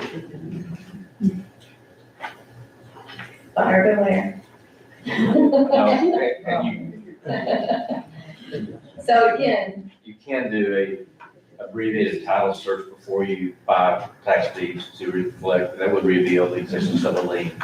Florida law used to be that tax sale eliminated municipal liens, but doesn't anymore. So So she should have known that when she bought that lien was on, is that what you're saying? yes, ma'am, I mean, I don't mean to be depending throwing, on how she, I don't depending mean on to be, how she did it, yeah. but you still have the same issues about not knowing whether the condition was cured. Is that right? I have a document in the file that I put in the package for the commissioners where the code enforcement board in 2013 suggested abatement for the property. I don't have anything after that. So they suggested filing a suit in court for an abatement, right? That's what abatement is. Yeah. Yeah, it was just to clean up the property. They just- $150. But Okay, Commissioner Lord, you had a motion that you wanted to make? Yeah, I was going to, move to reduce the lien to the $205.65 administrative cost that, we have and the abatement cost. I do, yeah. Okay, To the big. It says, Your motion. to reduce the lien to $205.65, that would be the $55.65 for the administrative fees back then, and $150 that it says in the abatement, correct? Correct. So, the money that we spent then, I'll second. Okay, so we have a proper motion and a second. Commissioners, do we have any other discussion? Yes. Yes. I just wanted to say, this case, I think is, we've heard ones like this before, it's a little bit different than Ms. Glover's was, because hers is a residential property and, usually it looks great. This, I believe, is owned by a non-resident, and we've had problems in the past. You know, someone buys it for a tax lien, there's a ridiculous outstanding lien. And we have a little bit of a dilemma because we hope that the new owner will keep it in good order. And sometimes we've erased the liens and we've just been disappointed. So that's the history we have with it, but again, this is a very old case and it's in compliance. So I have no problem with it, but this is a little bit different, just because it's a property that, Yeah. you know, potentially could be flipped, non-resident owner. But I have no problem with what we're doing. Okay, so we have a current motion and a second. Do we have any other discussion before I open up for any public comments? Okay, do we have any public comments? Yes, ma'am. If you would like to come forward, yes, ma'am. Thank you. And you've been here for a long time. Thank you so much. You're welcome. If you would introduce yourself, please. It's okay, honey. It's okay. My name is Amanda. I live in Seattle. And I just want to tell for the city. My husband's a military. I apologize for my English. I came and lived in America 5 years ago. And I started studying in prime investing, tax lien, tax deeds. And my mentors tell me for I don't choose this city. And I don't know why I choose this city. And I want to stay here. And I want to invest in here. Doesn't matter what kind of mistakes I make. This is a really scary mistake for a beginning investment. However, it's all the support I have, all the mentors I choose for helping me for the right thing. And I want to tell you guys, I'm here, I can choose another city, another county, because I have bigger counties and they sell fast and every investors want to go over there. But I want to be here and I want to help you guys grow the city. So I live in Seattle. I just live with my family. I have a 1-year-old and a 10-year-old and one amazing husband. And they support me coming here because in some point we want to live here with you guys. So it's my interest and my purpose, not just about the money for provide for my family, but it's my purpose, help the city grow and see the people have their own houses, and I'm gonna be happy and you guys gonna be happy too. So I really, really appreciate everything you guys doing for the city and for the help you guys have in my case with everybody I call Pamela and another employers for the city. You guys are doing an amazing job and I really appreciate you. Okay, thank you very much. And thank you for your patience. You've been here since probably a little after 5 o'clock. And so we appreciate that, and we also appreciate the investment you're wanting to make here in Crescent City. I will say this, that I don't know that as we go through these and we consider these, that I would like to look at them all as equals, whether you live here or not, or you're trying to invest here in our community. We should all be looking to them as equals, and that's just important. And so, do we have any further mistakes that looked like you wanted to get up and speak? No, I'm good. You're good? You're good? Okay. Yes, sir. The reason when I was reading through everything, I appreciate the fact that you were willing to cover the administrative costs of the abatement, because obviously that's money that we spent. We have no idea when those things were fixed, but I appreciate the fact that you were willing to do that. That to me meant a lot, because you are willing to invest in the community, and I appreciate that, and that's why I chose that number, so. But besides that, I'm going to vote. Okay. I have a question. Yes, Is there a time frame for it to be paid? But I need to do that. Normally it's what? Yeah.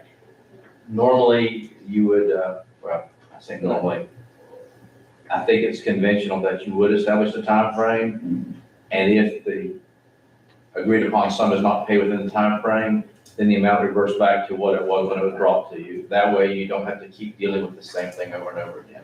And that's how we Okay, so you want to amend your, yes, I'd like to reduce the lien to, I lost that number. $205. $205.65 to be paid within 60 days, for the whole amount. It goes reverts. Okay. How many days I'll is that? second. 60. Okay, so we have a proper motion and a second. Karen, if you would, Commissioner DeVito, you had something that you wanted to say? No, just I want to clarify the, lady who spoke, that was Amanda Borges? Yes. Okay, Gillette, okay, that's fine. Okay. Karen, would you do a roll call for us, please? Commissioner DeVito, Aye. Commissioner Ward, Aye. Commissioner Banks, Aye. Commissioner Burton, Aye. and Myers. Aye. Okay, so that lien is now reduced to $205.65. Ms. Gillette, we appreciate your speaking and your willingness to do this and to make an investment here again in Crescent City. Thank you, and you did a great job. You did a great job. It's hard, it's very intimidating, you know that. I want to cry most meetings, so you did a great job. I do have a question for the attorney. With these liens, these old liens, Mr. Rugg said that we gotta go through every single one of them, there's quite a long list. Is there any way that Crescent City could just say, okay, we're not gonna look at any more liens? Let's say we're gonna start looking at them from 2011 on forward and kind of Sunset the old one? yes, sunset the old ones. Because we're taking a lot of time, I agree with, Commissioner Banks, there's a lot of time on some of these that are kind of, I think they're a waste of time, quite frankly. Especially once you're getting 17, 25 years. We got one in there, I know that's, back in 2001. So you can do that then. Yes, ma'am, let me take a look, as a matter of fact, there may be even be a statute of limitations on you enforcing. For instance, there's a statute of limitations on a judgment. You can only enforce it for 20 years, and then it ceases to be enforceable.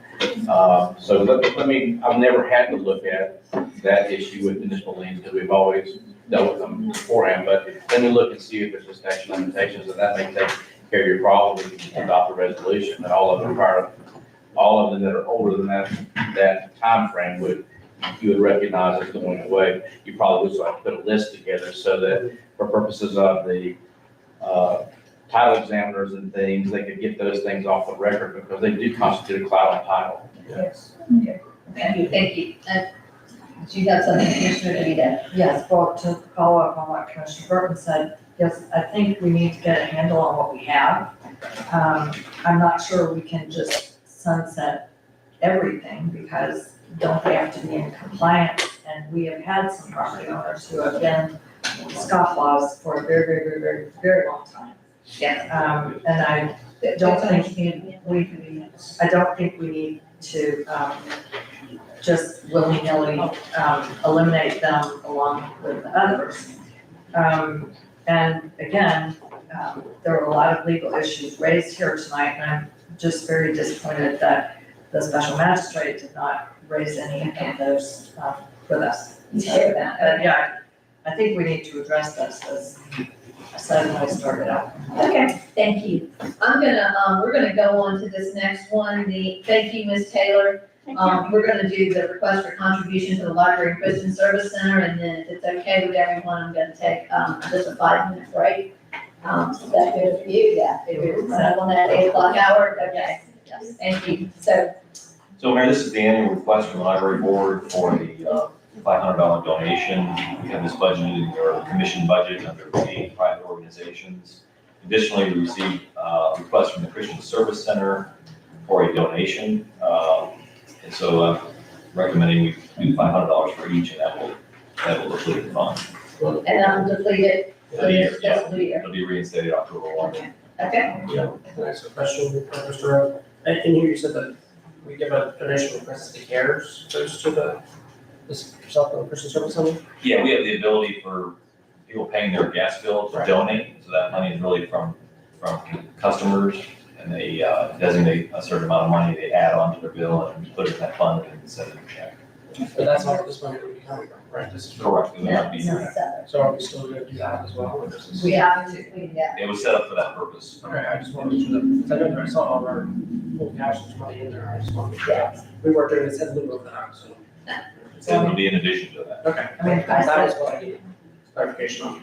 yeah, I said we have to, but Charles, I mean, it's a fund, we collected the money, Yeah. donated it for that For that purpose. For that So we really have to do that. Yeah. Okay, I'll entertain a motion. I move that we, give the $500 donation to, can I do them together? Yes. Okay, to, both the Crescent City Library Board and the South London Christian Service Center. Equally, that they equally, $500, and that will from the line, $500 each equally, and that to come out of the aid to private contributions line, aid to private organizations. okay, we have a motion, and we have a proper second. Commissioners, do we have any further discussion? We have discussion? Yes, Commissioner Benito. Did we already give a donation to the Christian Service Center in this fiscal year? We did not. Okay. Last fiscal year. Okay, that's fine, just want to clarify.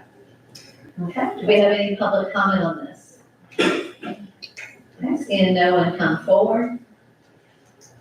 Karen, if you do roll call, please. Commissioner Burton, Aye. Commissioner Davis, Aye. Commissioner Ward, Aye. Commissioner DeVito, Aye. Mayor Myers. Aye. Okay, so approved. So with that, I'm gonna take a 5-minute recess.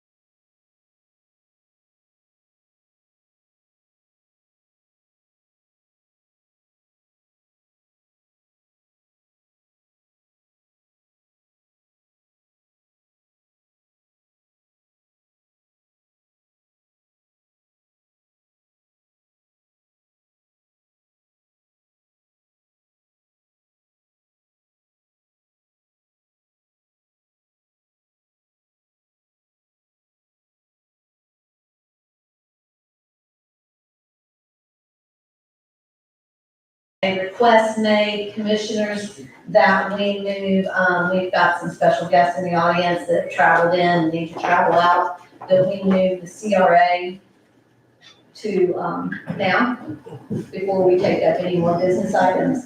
Is everyone in agreement with that? Okay?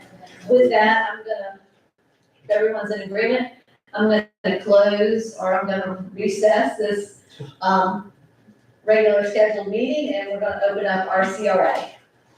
So.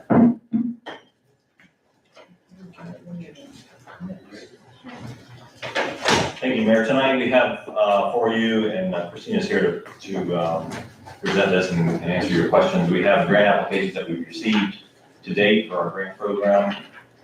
We estimate, you saw from the workshop, I think in the coming year, I think we have $58,000 in there. How much? About 58,000. Again, that number may change, but last year we didn't spend, we spent about half the grant money. So this year, that was the total amount we have requested. I haven't tallied all the three of them. Is it over the 50,000? It's over the 50,000. Yeah. Yeah, like last The year, we had requests are. The requests, yes. last year we had about $250,000 in requests. This year it's much lower.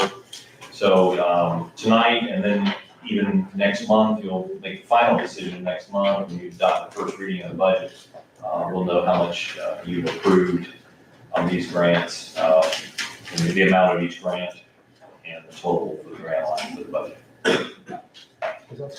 If we did the rollback rate, that would change the amount of the CRAs as well, right? Yes. It did go down a little bit, yeah, this. It's not such a big. Yes, that's good. Commissioners, I'd like, an opportunity for the family to speak. As Mayor mentioned, several of them, are here, and from out of town. So, I've given everything that I know, for you in the packet, and I'd like to give them an opportunity to present their plan to you. Okay, do we want to start with them, or do we want to start with the Crescent City Women's Club?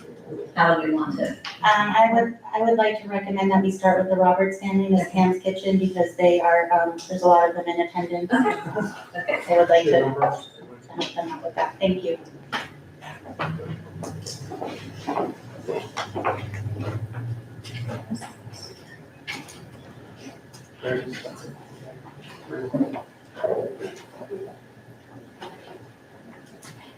Hello. Hello. If you want to introduce yourself, if you would, as you speak, that would be for the record.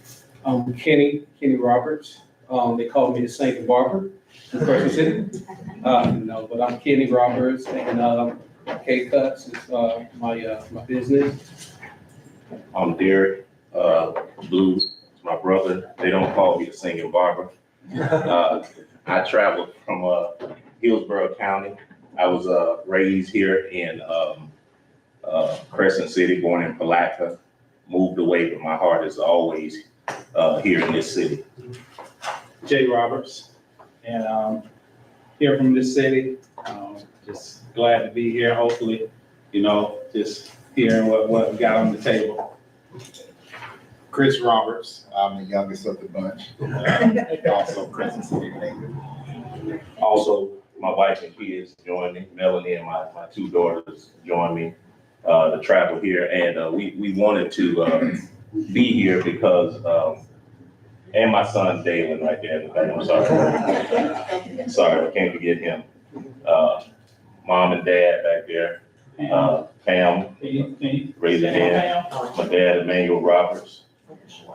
And then Chris's wife, Rhonda, is here as well. So really here to support. One of the things that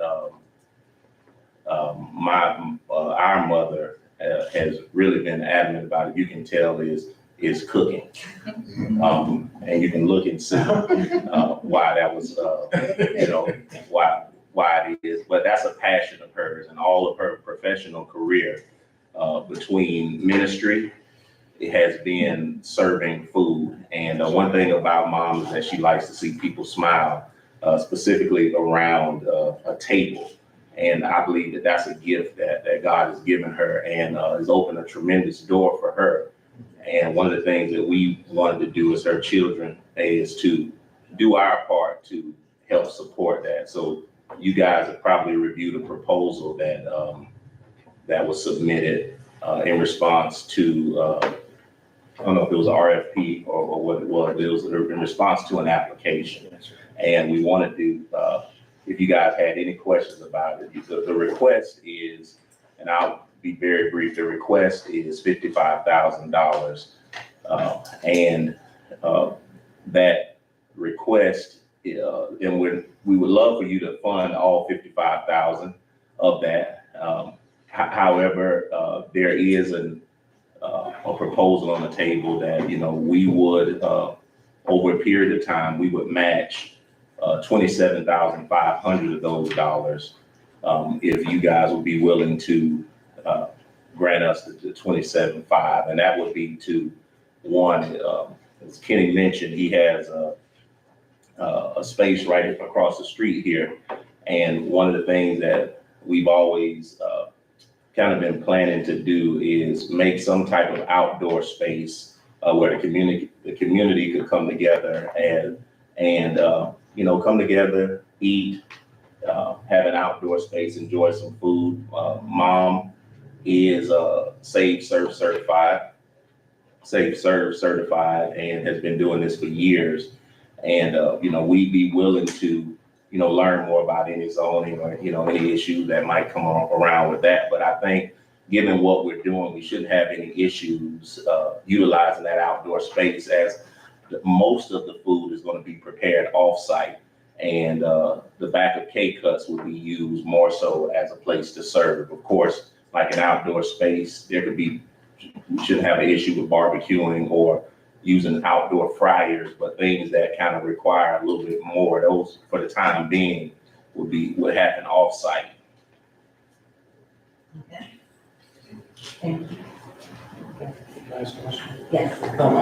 I know, I've heard a little bit about this because I get my haircut by Kenny, so I've heard a little bit for a few months now about this, but you do have the shed that back there, but there's also the request is for 25,000 for a food trailer. And I just didn't know how that was fitting into this. Is there? Well, initially, the food trailer, that's going to be something that we do plan on getting, mainly because of there's a little bit more latitude when you, in terms of regulations, when you actually have a mobile type situation, because it kind of comes all together with you know, HVAC, sinks, plumbing, to really convert that shed into something that could be used like that. It might be a little more involved.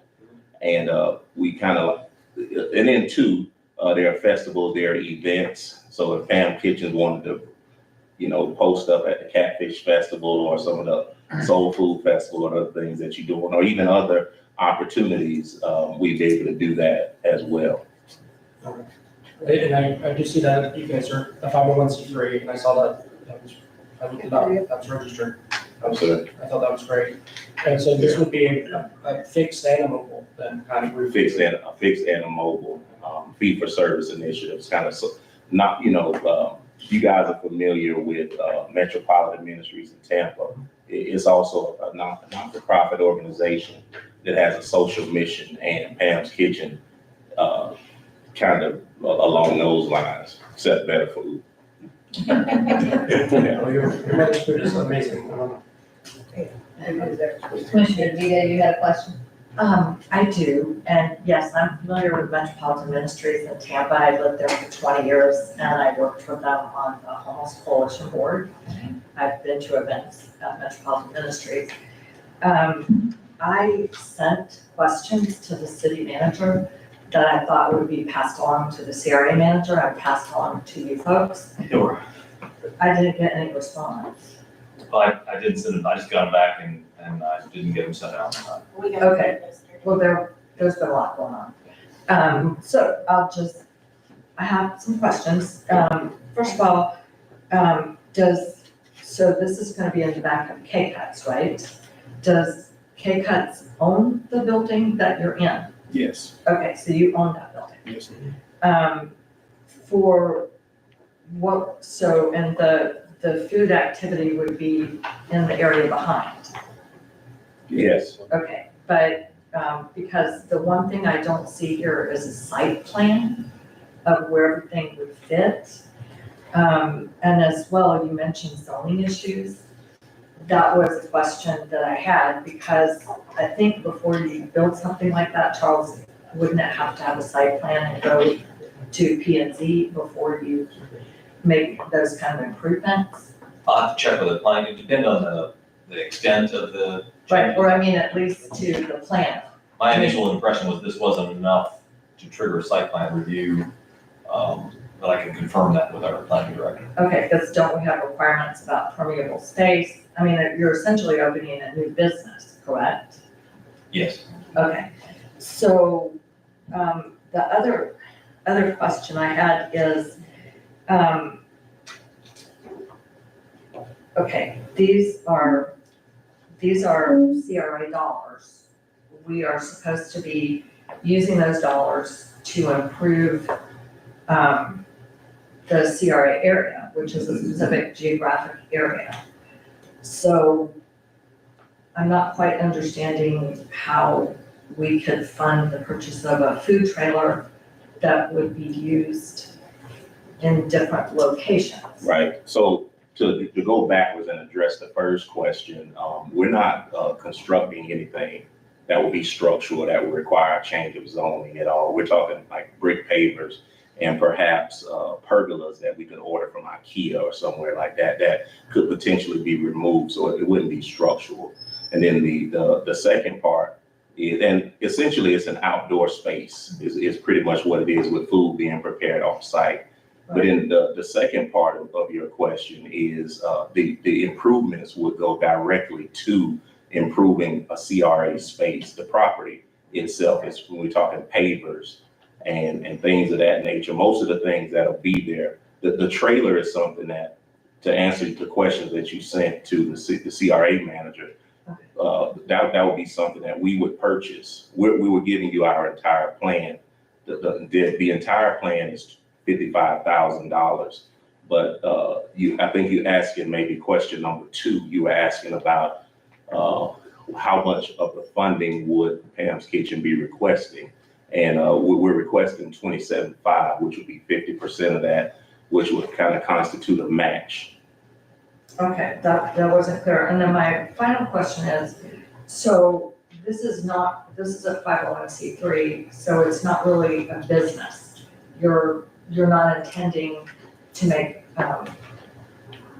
you're not intending to make a profit off of the food sales. Well, and I'm sure you all know this, is that, you know, a 501c3 is just a designation, meaning that we have a social mission. You know, just like yes, ma'am, just like the Red Cross. The Red Cross makes a tremendous profit, but they take that profit and they put it back into the community. So for us, and what we're proposing to do is highlight our mission. So 501c3, even though it's designated not for profit, you have to make a profit to keep the doors open. But what the caveat is what you actually are, what are you doing with that profit? So what we're doing is we're using, Mom started this organization with a social mission. So she'll be employing people from the community. She'll be creating a kind of an atmosphere so folks in the neighborhood can come together. So whereas the designation is a non-for-profit, you know, you got to kind of keep the doors open, at least from my perception. No money, no mission. So from the standpoint of, is it a 501c3? It will profit, it should. It just, the mission of it is not, she didn't start it to make money. She started it to make a difference. But if you're a 501c3, there's different, as I understand it, and my husband has worked for 6, 7, almost 30 years, and as an administrator and a CEO for nonprofits. There are very different rules about income, so I'm having a little bit difficult time understanding how that would work, because K-Cuts is just a business, right? You're not part of the 501c3. Okay, so having the 501c3 operate a cafe, because I understand that Metropolitan Ministry does not charge for what they do, would people be paying sales tax on the sales? Yeah, so I CEO of probably one of the largest minority-owned not-for-profits in the city of Tampa.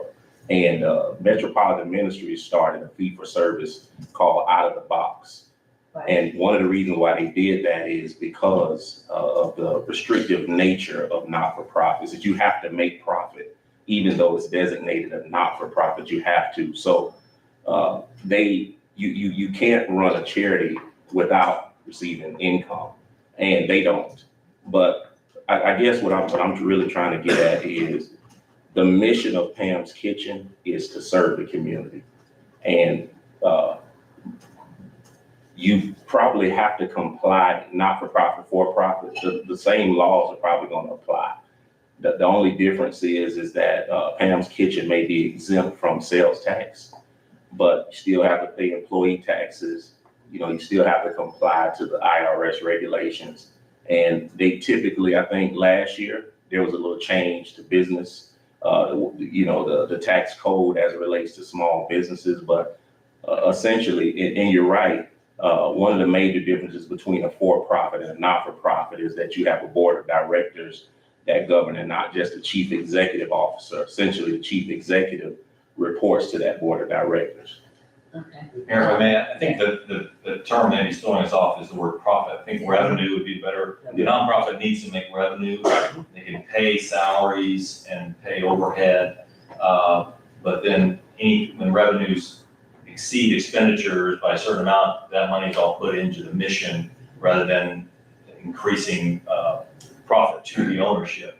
So they do need revenue, and they will make revenue. And they do remit sales tax to the state when they sell something that's taxable. But I think profit is probably the word that's throwing off. Because this is not to enrich Pam. Right, it's to enrich the community. Because essentially the community owns if you get technical, the community owns the not-for-profit. So when you're saying for the community and serving, how are you serving? I mean, it's the food, are people gonna be paying for the food, or are you gonna be handing the food out? No, people are gonna be paying for the food. Okay, I just wanna make sure that There will be, we don't wanna get that mistaken. People will be paying for the food. I think one of the biggest things in line with what it seems like, at least what's trying to happen here in this city, I think having a place for folks to come together, having more options, and then also, even if it's only a few, a place where people might be able to come and even find a job to work, even if it's two. It's two people that wouldn't ordinarily had a job. Okay. Yeah. Can Go ahead. the outside type restaurant, kind of like. It's an outdoor space. That can D-land, you ride, or do D-land, you see them sitting down. Oh, yeah. Okay. You're gonna have the lights above the. Yeah. It's gonna be beside in the back of the building, not out front. right? In the back of the building. No, you're still gonna maintain that little, shed, I guess, is that what that is, or building? More like, even if it's just for a prep space, because I think it'll take a lot to kind of go into that. That was one of the reasons why we're looking at probably in the second quarter of 2025, getting a trailer, us purchasing a trailer. And we put it in the budget because, that was a wish list. Yeah, I think you met us kind of halfway. Actually, I see here the pavers, the staff has acquired one estimate for $5K. Is that the total estimate of the number of bricks? Or? It was for just the pavers alone, and Kenny, it was whatever you discussed with the gentleman that went out there and gave you an estimate from that company. It wasn't for the entire space, I think. But it wasn't for the entire space. Yeah, and I don't know what you showed him, but that was, And that wasn't for installing, that was that just for the materials, the papers? Yes, and not the entire section to activate the entire space. But then not putting papers down. Okay, so 12K is the actual 12K. amount to put the pavers down? Because it says pavers, $1,200. Yeah, so the initial quote, from what I understand, the initial quote that he got was for a portion of the back of the property. Okay. And, after talking with mom and everything, we wanted to increase that from the front, you know, where I guess it's a grassy area, back to the back out. So that was the reason for the, that was the difference in the actual pricing. Okay. And you know, we trying to grow Crescent City, so I think this is great. I can remember back, and I don't wanna go too far back, but I can remember back when we had a lot of businesses in Crescent City. But now they done swindled down to the house of no business. You have to go out of town to get a decent meal on Sunday. And I'm a witness to that. Yeah, you really do. I had to go to Palaka or either dealer, you know, either Palm Coast to get a decent dinner after service on Sunday. So I think it's great. Now, I'm just gonna ask a question. Are you, what's your specialty gonna be? You know, look what you're gonna be cooking. That's what I want. Well, we, I know your mom, I probably, it looks good. Yeah. I probably can just touch that a little bit. Yeah. So it's gonna be a little variety, but we, definitely, soul food is just in our blood. Okay, that's what I want. That's what I wanna hear. Okay.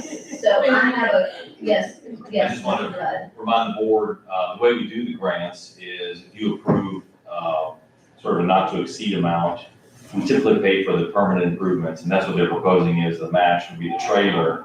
We would pay for the items that are permanent. We pay the vendors directly as the work is completed, once it's been approved. So that would be the nature of the grant to, it's to do the work. We pay them all of your requests today. I think we could fund them, within the budgeted amount that we predict we'll have.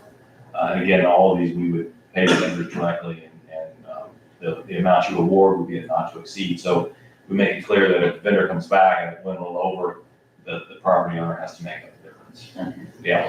My, when I calculated this, and maybe my calculations, I didn't, I did it up here and not on my fingers.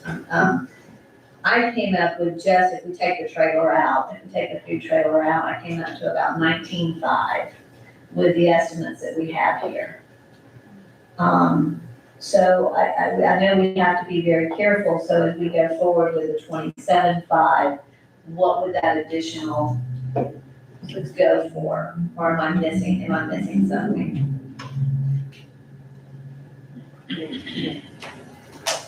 That's what we got as well. Okay, 19.5,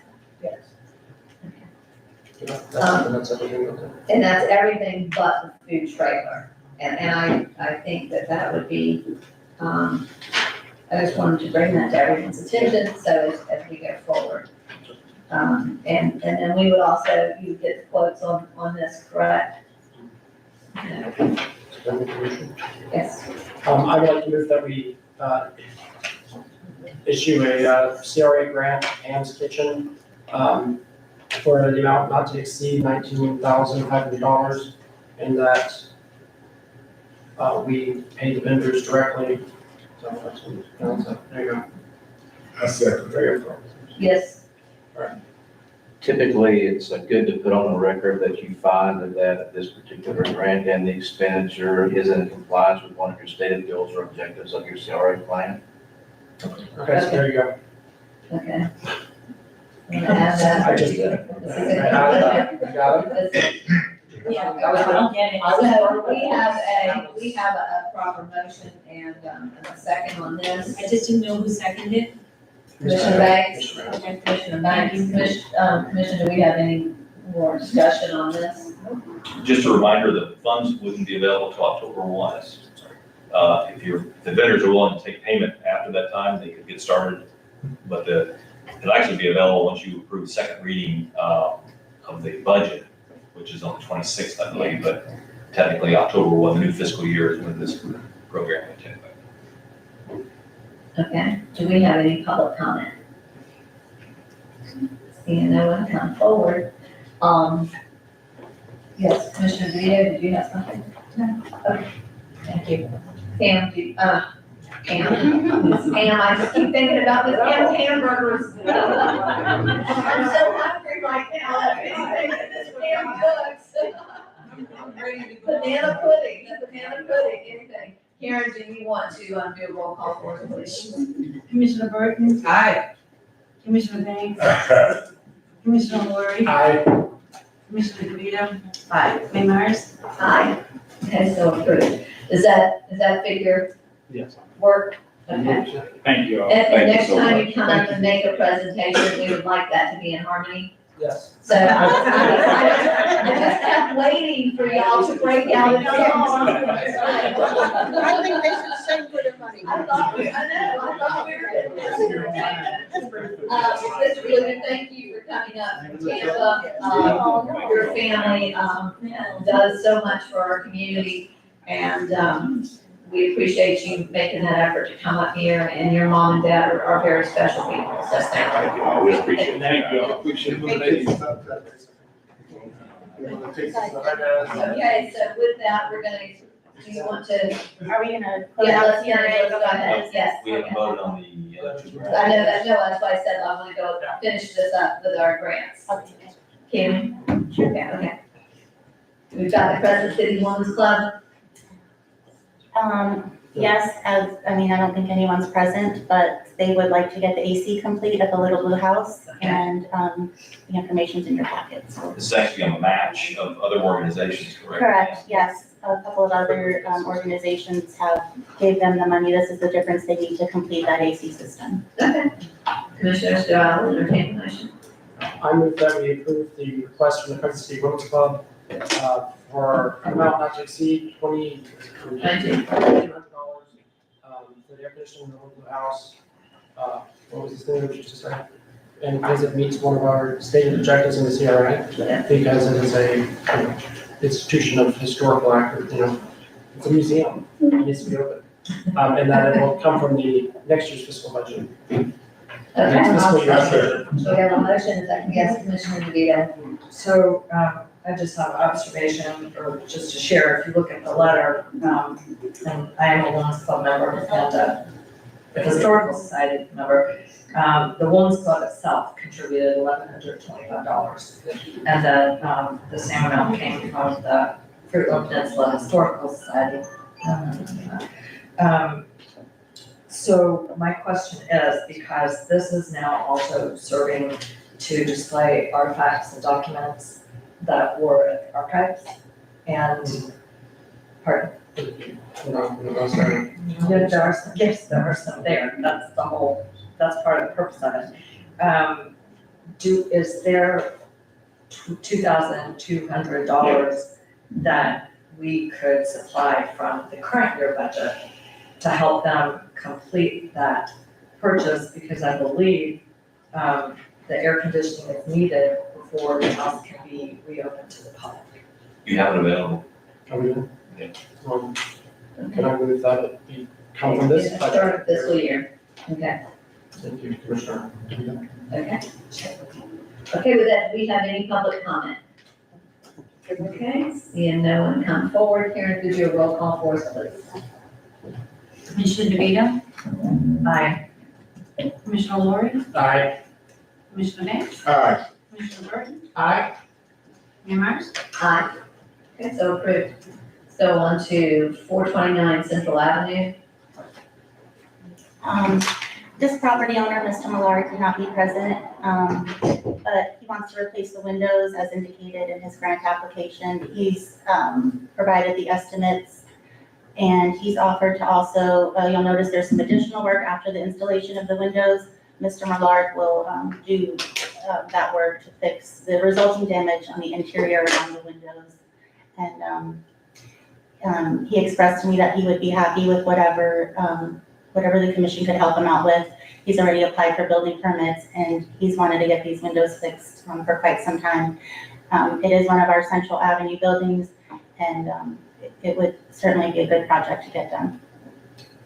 We have any comment, yes? Yeah, I sent information to the city manager about this? It's in your packet. It is in the packet? It's after the applications. I can't find it, but I remember what I said. Okay, what So, did you say? and this is important. Yes, this is a Central Avenue building. This building was built in 1894. It's the Paul C. Smith Building. It's 429 Central Avenue. It's a contributing structure to the historic district. My concern with the current proposal is, we, I think, put in our grant guidelines that we should not be funding construction to the contributing structures in the historic district that would make them no longer be contributing structures. And we have no idea at this point whether the windows would be the right kind of windows or fit historic guidelines. Well, I will almost guarantee you they're not gonna be jealous of windows. These are aluminum. And, those are Well, they should aluminum be windows jealous. from approximately the 1970s, so they're certainly not the original windows from that. Right, but I'm saying okay, there's a couple ways to destroy a historic building. One is demolition by neglect. The other is to make changes that, don't fit historic guidelines, and we have not even looked into that. So, I mean, I'm thinking, we should make this a conditional on figuring out, is there a way to do this in a historically appropriate manner? Commissioner Ward? I was just gonna say, I think that those windows already are not historically accurate. If they're just windows. Correct. I mean, those are They're installed. aluminum windows. They're aluminum, but they're cranking, they go out, correct? They go out. So those are not from 1892. So. That's what he's going to replace it with. No, that's what No, they're that's currently, what they're that's what they're currently. They'll be windows that are up to code. He's applied for the relevant building permit, so they will be inspected and, approved windows as per state code. Well, And that's gonna be an issue too, because I'm going through that myself. And I have a 100-year-old home, and just good luck with redoing windows. Just good luck, because it's gonna cost you quite a bit of money. And I even had someone from Orlando come in, and that's exactly what they do, is they restore the old, windows, and it was going to cost me an absolute fortune. Then you go over to Putnam County, to the permitting office, I was there last week about this, and you have to comply with their requirements, regardless of how old this building is. And so when you need new windows in these buildings, It's not easy. it's not easy, and it's very, very, very expensive, and. Okay, we'll just hang on. We used to have an architect, unfortunately, he passed away, who was Jim Stanky. He was a volunteer with the Historical Society, and he helped several people in town find products and make renovations to their buildings that would not, be in conflict with the historic character. It can be done. Other towns that have historic districts that capitalize on those historic districts and use them to enhance the community economically, make an effort to maintain the historic integrity of the building. So my suggestion is that before we just go ahead and approve this, that we make some effort to figure out whether there's a product that would be a better fit for the historic nature of this building. It can be done. And if it can't be done, then that's another story. But and how much is this request for? There's multiple estimates. It would just be whatever the commission approved. as far So as- The range is, 23,000. how much? 23,000. The windows themselves range for a better quality window at 18.5. For the other ones are 14.8 and 12.9. Right, so my suggestion, and would this come out of the current year budget or next year? Your request is for next year. Your request is for next year, so we have a little bit of time perhaps we can find someone again to give some advice on this issue and find out what the optimum product would be. Because we have a little bit of time. Do you know if the Historical Society has photos of that building from back in the day? Well, we can look. I do know that it used to have more, like an balcony out that came out of the sidewalk, because right now it doesn't go over the sidewalk, does it? It does. Yeah, because I've seen a picture of it, and that had a, like a, you know, a canopy, like a lot of the buildings in Central Valley did. So there's something that's simple, we should have something close to, well, Mary Ann's, your Mary Ann probably does, you know what? Do you recall? I wouldn't want to say that I recall, but I can guarantee you that those awning windows that are in there are not anything near what was originally in that building. But I'm not saying they are, I'm saying we should try to figure out what the better product would be. I think we have to be real careful when we start talking, replacing things with actual historical type products. They're very, very expensive. And, I'm not sure who owns the building, I'm not sure, Mr. Millard Ron does. Millard. Ron Millard owns the We building. can It's the bring building back that replacement. cost, and then you can incentivize people to do that by providing financial assistance through a grant. So if those windows come back and they're $5,000 a piece and he needs 10 of them, then you consider how much you want to help to encourage him to use that kind of window.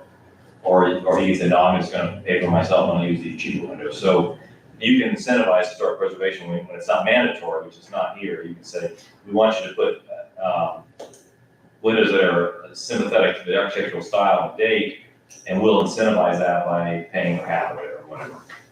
And I'm sure it's possible that there are photos, it's possible that we can find someone to consult us. I think we have 5 weeks till the next meeting, right? Yeah. And Karen, you, if you will just make note that Mary Ann, that she spoke. Just, okay, I just want to make sure that you did that. I currently, though, I have a motion on the table and a second. Well, Did you make a motion? Well, heck, I thought you did. Okay. You're discussing the price, there was no motion. Yeah, okay, so we have no motion. Okay, so I need a motion.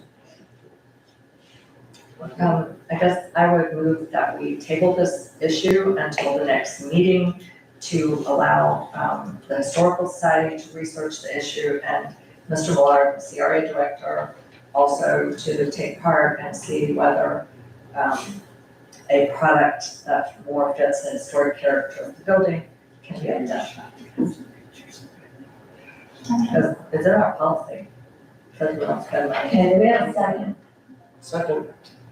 We have a motion and a second. Karen, if you do, do we have any other discussion? Okay, the motion is to table it. Well, no, she's tabling it to have the Historical Society look for something. Okay, and I just Mr. want to Millard. make sure that I type the whole thing. Take action, bring it back next meeting. That was the motion, to bring it back. Okay. We're back to next meeting. Do we have any public comment on this? Yes, sir. You come forward, please. State your name and your address if you will. I will, thank you, Mayor.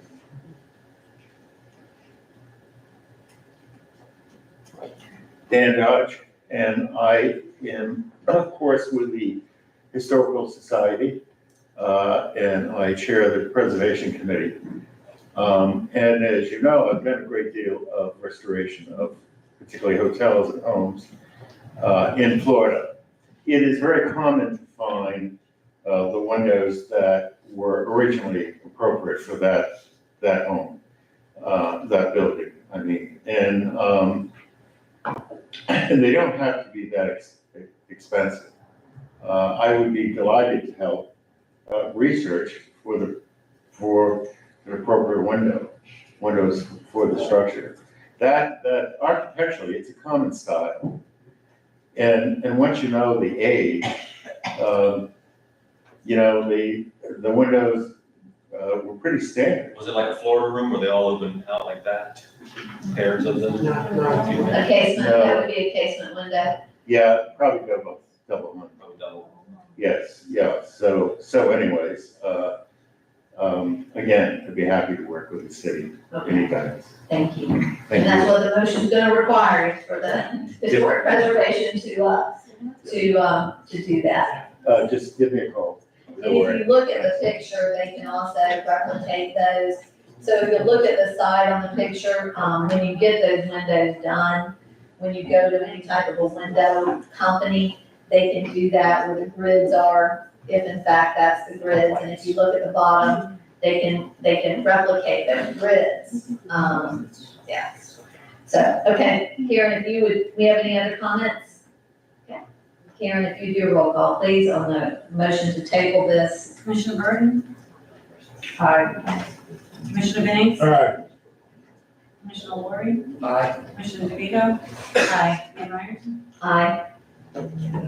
Thank you, so much. Let's go to the historic preservation incentive discussion. Do we want to do that tonight? We're getting, time is of, an issue. I don't know how long that would, Mayor, that was my issue and I can do it pretty quick. what's that now? The historic preservation incentive discussion.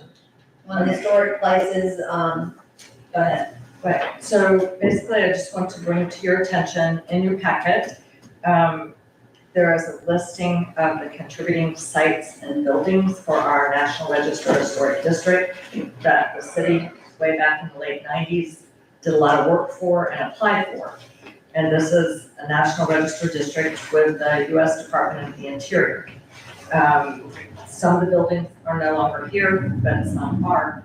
And some, usually places, municipalities, whatever, that preserve their historic buildings, they wind up improving the place economically as well. It's documented historic locations that are preserved tend to rise in value and create economic opportunity. So when you get past the list of the contributing structures, I'm finding that there are, with the federal government, historic preservation income tax incentives for historic buildings. So we've been focusing right now on trying to help our CRA with our limited CRA dollars. As far as I can tell, and I've talked to some of the building owners, there's 3 buildings on Central Avenue that are by themselves eligible for a listing on the National Register of Historic Places. One is the Sprague House, one is the brick building that was most recently owned by Angel Duke, and she sold it to Rick, I think that's Rick Bowles, the architect, and the other one is the Warner or Buckman Apartments on the west side of Central Avenue. Buildings even that are designated, so these are very significant buildings. Buildings that are designated even by local government, I think, can possibly qualify for the federal income tax credit. The requirements are the income tax credit is only for a for-profit business, but that's very significant because if you're looking at moving into one of these businesses and you are planning to operate for a profit, it might help you to have an income tax break. It's a certain percentage. The other requirement is, and we would have to, and really I'm hoping to turn this over to our CRA manager, you have to have your renovations approved before you start them to get the tax credit, and you have to work with your state historic preservation officer in Tallahassee to get those renovations approved. But this is potentially a tool that could help businesses that want to come here and occupy these Central Avenue historic buildings. I think it's a 20% tax credit. Yeah, it's been changed and the information wasn't updated on the National Park Service website. But anyway, you can see the website up at the top, and it's here in your packet. You can read it, and I'm really hoping that our CRA personnel will become familiar with it, and that we will make the building owners familiar with it. Because as far as I can tell, they are not. So, I mean, this could help us, Yeah. Where you get some help. right? It's tax break. So that was that. I'm not an expert, but it's there, and I'm hoping that we will all become more familiar. Goodness. Anyway, so Mayor, I'm done. That was that. Thank you, and I apologize, I don't apologize. I have a special guest here tonight, and she right now wants her mommy. She had some surgery today, and nobody's at home to look after her, and they said she needs to be looked at. It's okay. And so she just wants mommy, so anyway, just bear with us. Okay, so you're done? Yes. So I can close out our CRA at this time? Okay. Close out our CRA and open up our regularly scheduled meeting. Mayor, the next item is a review of the proposed renewal of the contract with the Sheriff's Office for Law Enforcement Services. Our initial contract was a 3-year contract and will expire at the end of next month. So in your packet was the proposal. We did send you very recently a underlined strike-through version that's color-coded to indicate the changes. Colonel Walls is here to answer any questions you may have about the contract. Sorry, I feel the same way.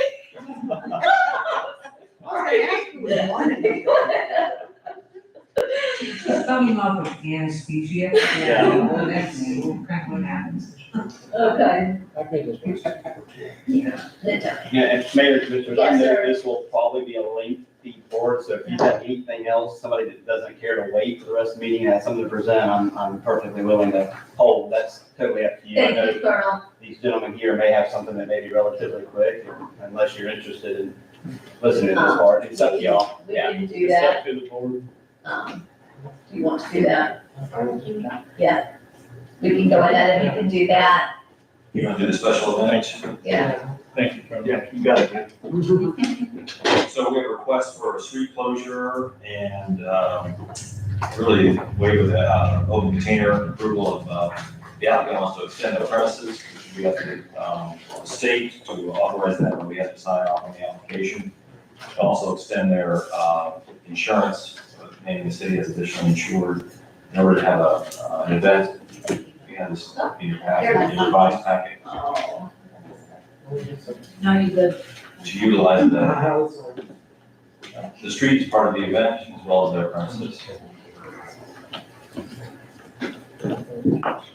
Okay. Commissioners, this is an event that was brought forward by our newest business in town, Down the Hatch, in conjunction with Outback Smokehouse. And their desire is to bring an event to town, a barbecue competition, a street party of sorts. You'll see all of their detailed information on the flyer. Their desire is to do it on Friday and Saturday. They have an event planner that they're working with, and they're confident that they can pull this event off. They're here to speak about their event too. Okay. Go ahead and share with us. Thank you, commissioners, for your time, and Mayor. So we had a really good idea when we learned that some of these events that we've been doing for so long have been, not as good of an outcome and stuff like that. And the city's kind of struggling with getting everybody together from other places and really being a city, a vibrant city again.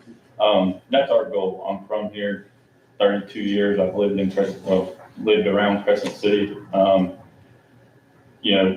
Our thing is we want to bring business to Crescent City. We want to put us back on the map, and that's really it. All 4 of our entertainment selections on there. But Friday night we have actually the Roberts family and brothers that are playing that night. They've played with us before, and we want more people to hear them. Same thing with Caleb Mayberry. He grew up here in Putnam County, Brett Guthrie in Crescent City. And then the last one, Outbreak, they're very popular around here. They have a huge following of people around us that we don't know about yet and that haven't learned that we're here. As you can tell, Commissioner Banks, you stated earlier that you love something on Sunday afternoons. We're open on Sunday afternoons. We're right across the street. That's our problem here. Crescent City, it's really hard to get your name out there. And this is what we're looking for. We're looking to put us on the map, you know what I mean? So that's, this event, the real reason that we have to come to, we're bringing some outside food trucks to have a pretty much like a little jamboree type thing to get the end of summer and the fall coming together. What better way to do it with barbecue, and good music. We're just trying to get, I have spots enough for 10 vendors, and 10 food trucks. We might not utilize all of them because they're, some of them are working other things and all that, but, I know, I'll be on site the whole entire time. We have discussed it briefly with the county sheriff's office. They're more than glad to help us, with watching everything every night. We will need barricades at the, Central and Park on the, it'd be on the intersection on the east side, crosswalk area, kind of like we did for Red, White, and Blue. And then we're just going down to Lake Street. We won't be blocking Lake Street, just at the entrance. We will have porta potties, available. We've got that all in our minds. So, all we're really asking is that you allow us to block the road overnight, have our event, and then, bring more revenue to the city. Yes. Question. The stage, I see that's gonna be at the West End there, is that where you're setting up in on the? Yes, sir. The stage will be essentially centered. There was a wedding before. I've talked to several bands who have played, actually Outbreak, they've played there for a wedding previously. We have a stage that we can get. It's movable if we need to take it out at night. However, the only issue with that is we will have like some tables and stuff in the road overnight, but that's really the only thing. Outbreak told me that they kind of did the same thing beforehand and it was approved by the city. So, we're not looking to do anything that hasn't been done before, but we're looking to do it the right way, so. Okay. And have you talked to, actually she was here, where'd she go? Is it, yeah, Zinnia, that. I spoke to all of them except the apartment and the young lady that's, adjacent. 105, I just have not been able to catch her. She was gone today all day. And of course, the apartments, we've actually had some discussion. She was here, yeah, that's what I said. I'm the outsider, I'm the new guy, so I need some help with knowing people. Yeah. But yeah, I will make sure everybody's in compliance. Yeah, I mean, the apartments, you can get out on Main Street. I mean, the only problem would be the house at 105, I think, right? Yeah, just making sure that Ms. Tillman has ingress and egress. Correct. And my other thing is talking to, about, emergency services and having that road locked. We've already had that discussion and I talked to Christina.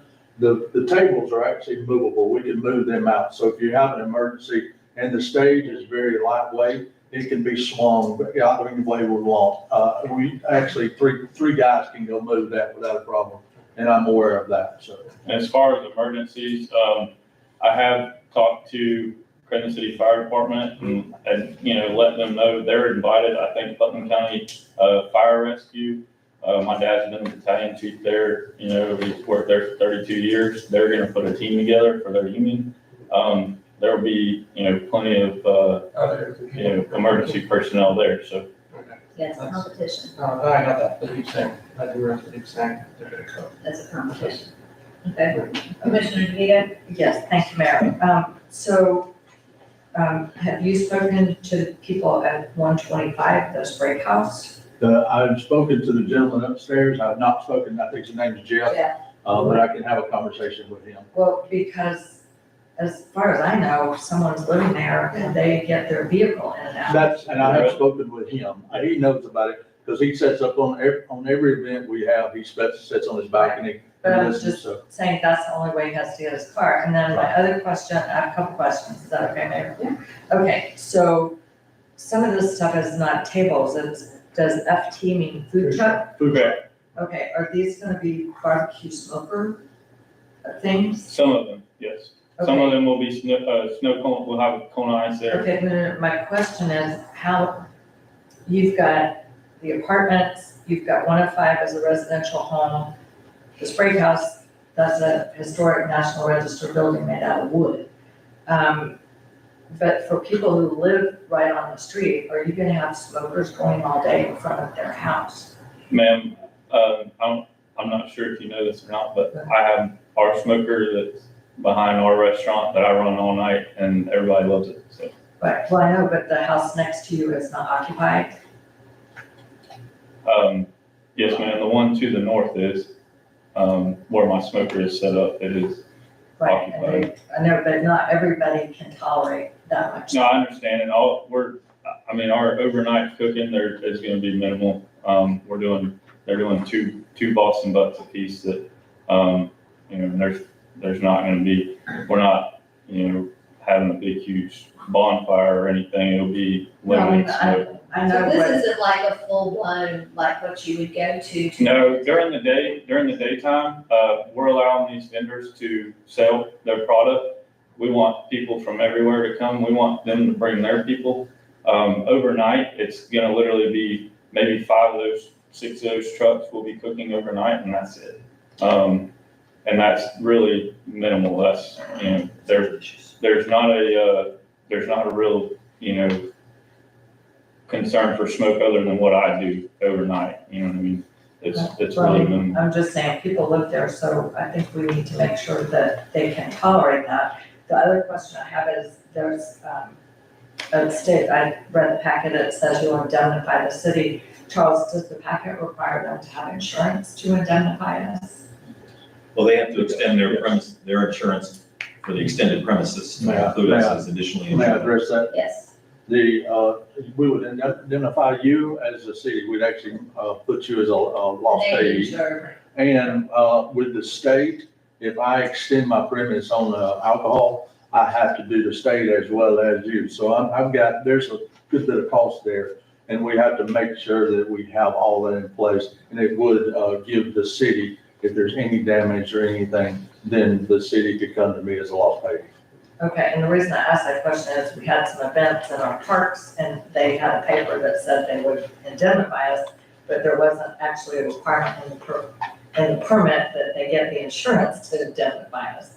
No, So I've you will have done, the insurance. I've done these events for about 20-something years, and I know that I have to identify the city and give you as a lost payee on every one of them. I would do that out of courtesy anyway. That's just a courtesy. Okay, well, that's good. That's good. Thank you very much. And as far as the smoke, I think, you're gonna be very minimal on the smoke. A food truck smoker versus our smoker is not gonna be anywhere near as much smoke anyway. And we're talking about a couple of butts. And the only thing I ever get is, oh, wow, I love that smell. I love the barbecue smell. That's all I ever get, so. But I understand your concern on that as well. Right, for the people who live there. Well, let's go for it. Yeah. All right. So we need a motion. I make a motion that we allow, what is it, smoking up? Smoking up the block. Smoking up the block. The law. Come here. First annual, hopefully. Yeah, Just so you know. good, yeah. On September 6th and the 7th. Block party. And Can you add street closure to that and alcohol use? specify street closure and alcohol use. Yeah, the street clothing and alcohol use. Thank you. I'll second that. We have a motion and a second. I do have a question. You said you have worked with, Captain Nursery? No. Okay. We got a discussion. Okay. I've known that man for, Well, I know that, I know you. I just met him tonight. Sorry, I'm not gonna lie to you. He's a good man, he's a good man to know. So what I just wanna make sure is that we have that properly covered. And especially if we've got alcohol out on the street. yes, ma'am. And understand, I may not be able to do that. That's a state issue. Right.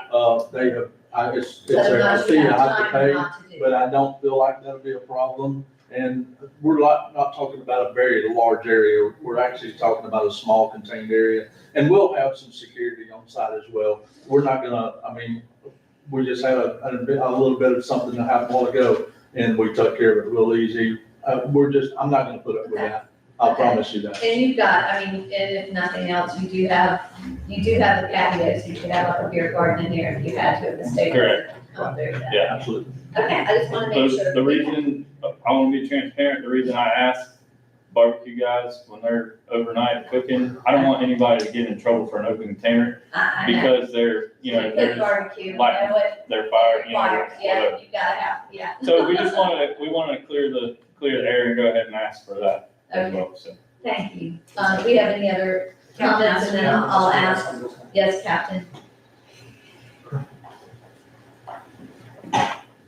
Commissioner, I just wish that you would, I hope that you would consider, designing or stating a specific area where the alcohol is gonna be allowed, so it doesn't open it up to the whole city, that's all.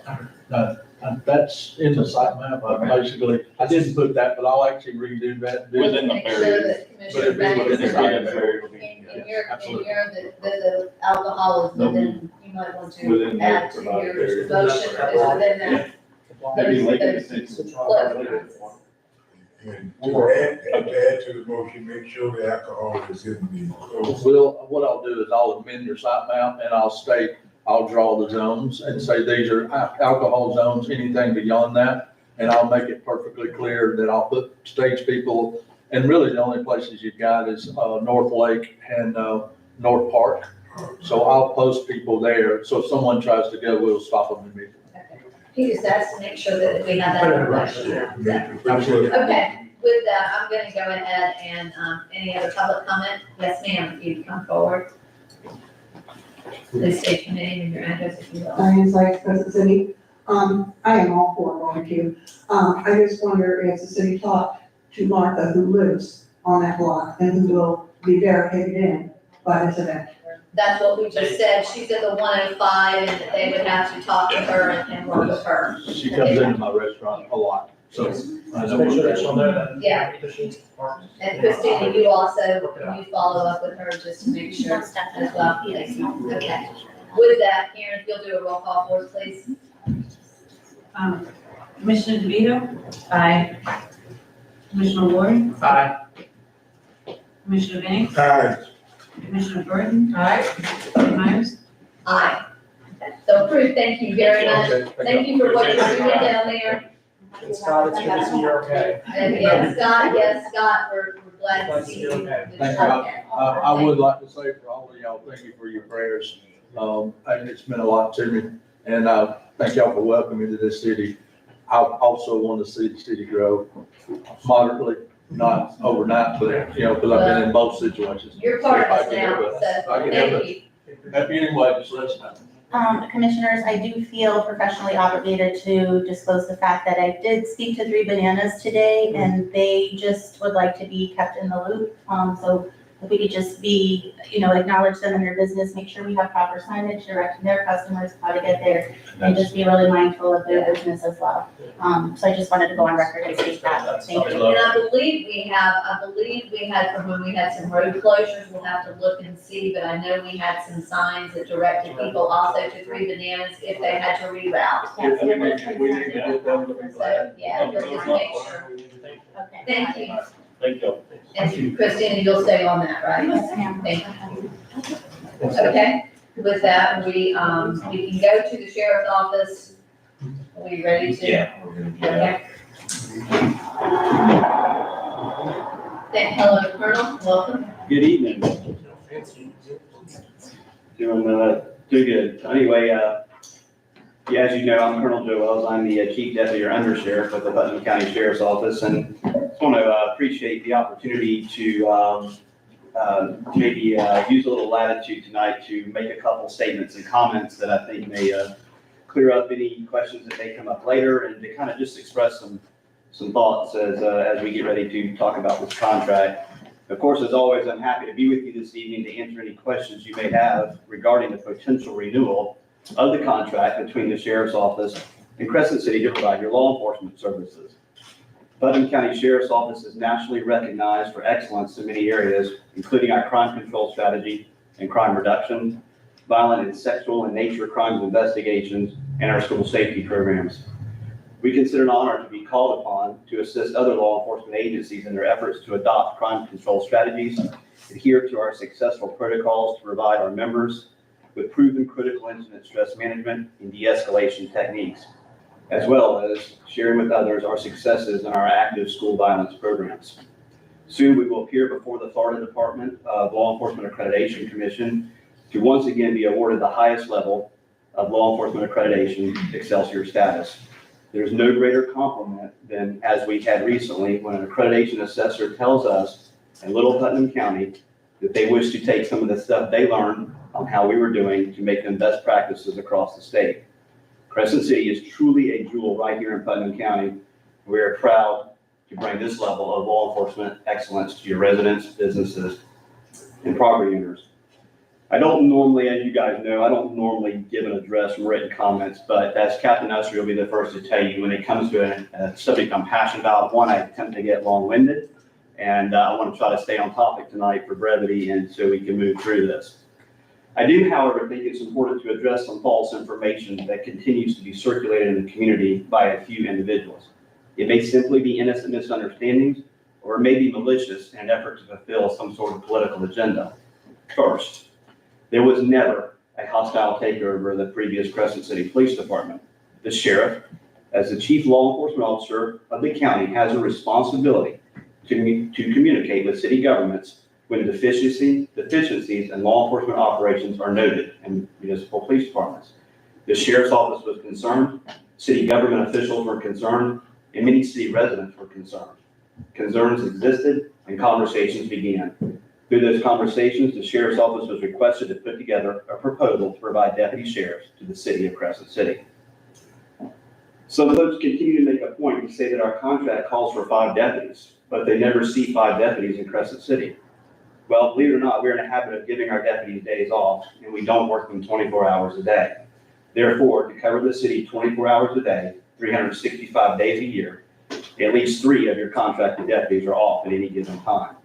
There will never be all 5 contracted deputies in Crescent City at the same time. However, there are many times when there are 5 or more deputies in Crescent City. This is because our other East District deputies tend to gravitate to the city because the office is here in town and because the district commander and deputy district commander are stationed in Crescent City.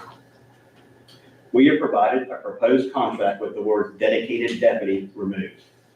Those words were in the original contract to indicate that at any given time, there would be at least 1 deputy dedicated to the city. It was never intended to mean that we would leave the same deputy in the Crescent City zone for extended periods of time. That's why we used the word dedicated and not permanent. Leaving the same 5 deputies in Crescent City for years would be a disservice to the residents and to the deputies. With the lack of criminal events and calls for service, it is likely that permanently assigned deputies would go years without exposure to some of the rarer crimes, leaving them unfamiliar and unequipped to handle those incidents when they do occur. We rotate our deputies through the zones and shifts to keep them familiar with the geographics of the county and differing calls that take place at different times in different locations. This ensures that our deputies are well-rounded and prepared for anything that comes their way. Additionally, permanent assignment to Crescent City would be detrimental to our deputies' careers. They would not gain the necessary amount of experience and exposure to position themselves to be valid candidates for specialty positions, such as detectives. It would put them at a severe deficit to their counterparts when it comes to competing for promotions. There just isn't enough happening in Crescent City to give them the necessary exposure. We have also stricken the clause that provides for special markings on the vehicles used in Crescent City. This is in part due to the fact that we firmly believe that it is necessary for the preparedness of our deputies that they be rotated in and out of Crescent City periodically. This would require ongoing adjustments to our vehicles. Our Crescent City deputies back up deputies in surrounding zones, leave the city to transport arrestees and other in-custody individuals, attend training in other portions of the county. They may work their off-duty days in overtime capacity in other portions of the county, and may work off-duty details across the county. Crescent City marked vehicles outside of the city may be confusing to residents of Crescent City and add to the false conjecture and conspiracy theories of those intent on making our deputies the subject of politically motivated rants based on the location of their vehicles outside of the city when they are doing the right things at the right time for the right reason. Our deputy sheriffs are well-trained, highly motivated, completely dedicated, and selflessly serving our community, oftentimes of grave personal danger, as evidenced 11 days ago in Satsuma, when a crazed individual pointed a loaded gun at 3 of them. The sheriff and I will not allow them to become pawns in political agendas. Let's talk about double taxation and charging the residents of Crescent City for law enforcement services they already pay for in their county taxes. As much as this has been explained, to some it remains a topic of false information. Property owners in Palatka, Interlochen, Pomona Park, Palatka, and Crescent City pay both municipal and county taxes. None of the other municipalities have deputy sheriffs assigned inside the city on a regular basis. For example, when a deputy handles a call in Pomona Park, covers Interlochen and Palatka on the times of day when their police department is not on duty, or backs up a city police officer in any municipality, that deputy is also covering a full county zone as well. Specifically, if we get a call in Pomona Park, the East 2 deputy, which is covering 47 square miles, responds to Pomona Park. If not for your contracted deputies in Crescent City, the deputy who would respond to the 2 square miles of the city, based on the number of deputies supported by county tax revenues, would be the East 3 deputy, which covers a 110 square mile zone. If my wife has to call for a deputy sheriff when I'm not home, that deputy will be coming from somewhere within the 70 square miles of East 1. Crescent City pays extra for police services above their county taxes because they receive extra services. Furthermore, to say that Crescent City defunded the police is as far from the truth as you can get. What Crescent City did is use most, but not all of the money once used to fund CCPD to fund 5 contracted deputy sheriffs to police your city above and beyond what is supported by county tax revenue. This is possible because multiple layers of law enforcement leadership and support services that are built into the sheriff's office processes and are no longer a burden to the city. Perhaps the most disheartening to our deputies is the untrue inference that the citizens of Crescent City are less safe since the sheriff's office began providing law enforcement services to this city. Like the county as a whole, the total crime in Crescent City is down, the crime rate is down, the solvency rate is up, deputy-initiated activity is up. There is no basis behind any of the numbers that suggest that the crime is up. Finally, I want to mention the allegation or thought process of wherever it comes from, that there's some financial benefit. There is no financial benefit to the office of sheriff, the sheriff himself, any member of the Putnam County Sheriff's Office, or any Crescent City official in having the sheriff's office provide your law enforcement services. We charge the city what it costs us to provide the extra coverage you request. As a matter of fact, we're charging less than what it costs. We have not adjusted the cost of the contract since we began providing Crescent City with their services. Since the contract was first signed in April of 2021, there have been no requests for increases in the contract, and there's not a request for the increase in the contract this year either.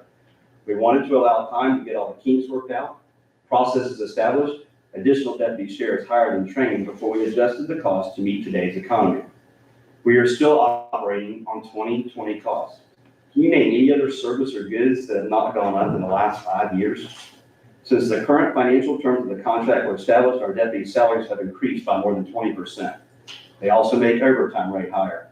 The agency's contribution to our deputies' retirement is up by 8.4%. The cost we pay for our deputies' health insurance is up between 57 and 65%, depending upon the plan they're on. Also, the cost of vehicles is up about 26%. As you know, that's amortized in your contract. The base cost for each deputy sheriff, starting right off the line, deputy sheriff with costs and benefits is $75,165.96 a year. This does not include overtime, training, vehicle, equipment, or supplies. Is there anyone here not paying more for gasoline and consumables than you were paying in 2020? Well, we are not exempt from that either. The sheriff's office is not immune to inflation. We have decided to hold firm on the cost of the contract this year. It is prudent that we submit one-year contracts from this point forward, just like we do with the school district for youth resource deputies, because future contracts must reflect the actual cost of doing business as they increase with inflation. I do expect that the contract that will be in front of you 1 year from now will reflect increases in the cost of doing business and the cost of providing the extra services to Crescent City. In the end of the day, we are extremely proud to have had the opportunity to serve as the primary law enforcement agency for the city of Crescent City. And we'll be proud to continue to do so. But at the end of the day, the decision rests with the city, and I'm certainly excited to have some conversations tonight about how that will look. The decision rests, and whatever the decision is, and what we do with this contract, or don't even continue with it at all, the sheriff's office mission will always be for the health and safety of the folks in Crescent City, however that looks, whether that looks the way it used to, whether that looks the same way it does now, or whether that looks in an amended contract. It's not personal to us. We are simply here to work at the discretion of the city and to do the absolute best we can to provide you with the best deputy sheriffs to continue to drive your crime down and make this a safe place to live. So with that being said, now that that's off my chest, so to speak, I'm sure there are some questions that I can answer for you, and I believe I'm looking at the same strike-through edition contract as you guys are. So I open it Before to you you. all, you should have a strike through, with color code. So, I would just like to start by saying, Colonel Walls, thank you very much for what you have to say. Thank you also for giving us the strength through. Yes, I was the one that requested that. I apologize for the delay on that. I know you specifically requested it, and that's good. I requested the colors, it made it, much easier to read. Yes, sir. And, I appreciate that, because anytime you don't see that, you wonder why something changed. Sure. But I mean, it makes it very easy to see it all, and, I'm definitely a big fan of you guys. I think you guys do a great job, and I have had experiences where I've had to call sheriff's officers, and you guys are there faster than any other time. So I appreciate what you guys do. And you'll notice, Commissioner, that the majority of the clauses that are completely in red and stricken, and just because they don't apply anymore, had to do with things like transfer of property and things along those lines. Yeah.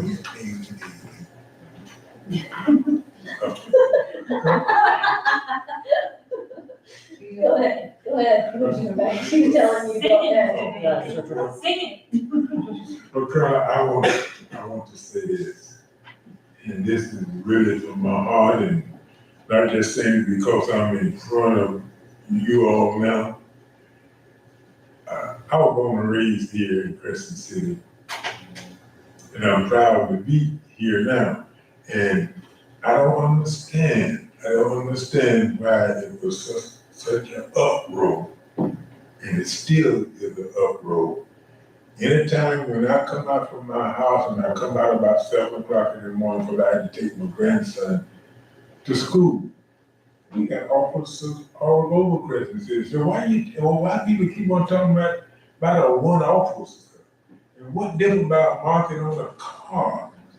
I don't understand. I reckon I don't understand people, but that bothers me. Well, Commissioner, I want to be clear. First of all, there's never any doubt in my mind that you speak exactly what's on your mind. So you've entertained me a few times tonight. But I will say that I don't mean to be misleading or negative or derogatory. Overwhelmingly, we have seen nothing but open arms and a welcome community in Crescent City. Overwhelmingly. We've got a few that for whatever reason look for any fault that they could find or conceive to, speak negatively. And I get it. I mean, I'm a traditional person. I don't like losing traditions, just the way I am. And Crescent City PD was a tradition here. So I certainly understand that. And I can understand people, wanting to keep tradition being the way it was. And that's okay. But just make sure that the facts behind the statements are correct. But overwhelmingly, we feel at home here in Crescent City. Our deputies love it. Probably some county residents are here that won't appear hearing this, but it's not uncommon that I find the Satsuma deputy in Crescent City. The office is here, their leadership's here, they like being here, they're treated well at the businesses here in town. And, as a matter of fact, I worked the zone not too long ago. We just had a short shift, and I said, you know what, I need to get out on the streets, and I worked the zone, and I covered East 1, East Palatka to Dunn's Creek, and I'll be the first to admit and tell myself that I ate breakfast with the deputies in Crescent City that day, and I was supposed to be in East Palatka. But anyway, so yeah, they do gravitate here. It's just friendly, it's nice businesses, good restaurants, and everybody takes care of them, and they just feel some sort of ownership and pride in being able to serve the city of Crescent City. So I appreciate your comment. Yeah, because we got more, to me, I see more officers in the morning. I didn't really see officers in the morning. I can get up and go to the Hanaway at night, I see 2 or 3 officers. Yeah. In Crescent City. I don't know Generally, whether they're talking about one officer. Generally, those mornings are the slower times of the day, so you're likely seeing the outlying zones coming into Crescent City as well. School and stuff like that. Right. But to me, ever since let me put it this way, because I don't care what I say about me. I think they're doing a wonderful job, the sheriff department. And I ain't just saying that because you all here tonight, I say it when you're not here. To me, anytime I call them. I'm a pastor, and my alarm go up to my church. We get to time they scare me when I come out. When I get up there, I have fire department up there, I have the 2 or 3 sheriff deputies up there, the rescue on its way. So I don't know what other protection do the city need. We certainly appreciate your kind words and confidence, sir. Mayor, I have some question. Yes. Whenever Commissioner Banks is done. I believe he's down, go ahead. I was walking with these. Okay, thank you. So I have some observations and questions. This is a contract renewal. There's no question that you're a very accomplished law enforcement agency. One of the discussions that we had 3 years ago when the police department was disbanded and we entered into this contract, well, there were quite a few discussions. One of the concerns was enforcement of our municipal ordinances, and we've been through a process on that. Looking at the contract, it's not clear to me what the status of enforcement of municipal ordinances is. Somewhere in here, the city of Crescent City gives the deputies Yes. the power to enforce our ordinances, but originally we were told that you wouldn't enforce anything that was not criminal, that was a civil citation. So where are we on that with this contract? So you, it's my understanding, and Mr. Holmes may want to chime in, it's my understanding that through the contract and through the covenants of the contract, that we have full authority as your law enforcement contractor to enforce your ordinances. The problem, in my opinion, or at least in my limited knowledge, does not lie with the city. It does not lie with the sheriff's office. It lies with the process to handle those ordinances. Okay, well, I got that. Let's just assume that all gets worked out. Because we went through about 1.5 or 2 years of, can you police our parks? Can you enforce the noise ordinance? And I think we finally got an agreement from you folks verbally that you would enforce the noise ordinance. So let's just say that all the difficulties in bringing prosecution of an ordinance violation are all worked out in the court system. Will you be willing to enforce our ordinances? Yes, and if that is an area that you want some clarification in the contract, we'll be happy to look at. Of course, as with any enforcement, our deputies exercise discretion on how they wish to enforce. I understand that part, but I don't, the starting point that we had when we had these discussions was, no, we can't do that. But you're saying, obviously discretion is always important. I'm not suggesting that somebody sleeping on a park bench or whatever, be yanked up and hauled to jail. That's just not, that's not realistic. But just that if it's needed. Right. That, because, we have people with, like maybe alcohol in cars or the fireworks in the park or, Sometimes warnings and other efforts don't work. And unless I'm misunderstanding or incorrect, we have the authority to do that. And we have, I'll be brief here because it's not exactly what you have. We have made some progress. We have been able to establish a meeting date, time, and location with the county's attorney, the clerk of courts, and the court administrator. And I will get that, it's several weeks off, and hopefully that to represent the city, you can have some legal representation there as well. Because it all falls that there's no process through the court system to do it. So we're trying to get that fixed. So we've made some progress. Okay, but I kind of want to stick to the contract. Okay. Because that's before us tonight. Another concern that I have, this is kind of an easy one, we talked to Gullah Title presented to us. The contract actually says, whenever it is signed, we are supposed to be commencing to provide you with your law enforcement space, which right now is at the high school, right? Well, not high school, but. No, middle school, and Miller Middle School. Right, you're South still Prospect. So, I'll answer that very directly to you. So we certainly are eager to make that move. We are, not funded by the city, have put $25,000 just to keep that, serviceable to us. So we are hurrying. However, with any request that is made by the commission or your legal counsel to show leniency in that portion of the contract, we are more than willing to do. We understand that that building will not be ready by October 1, which this contract will pick. So we are willing to be lenient and work with the city on that. okay, because I'm just asking you and Could saying, we possibly change some language in there, Mr. Holmes, that says as when it's available?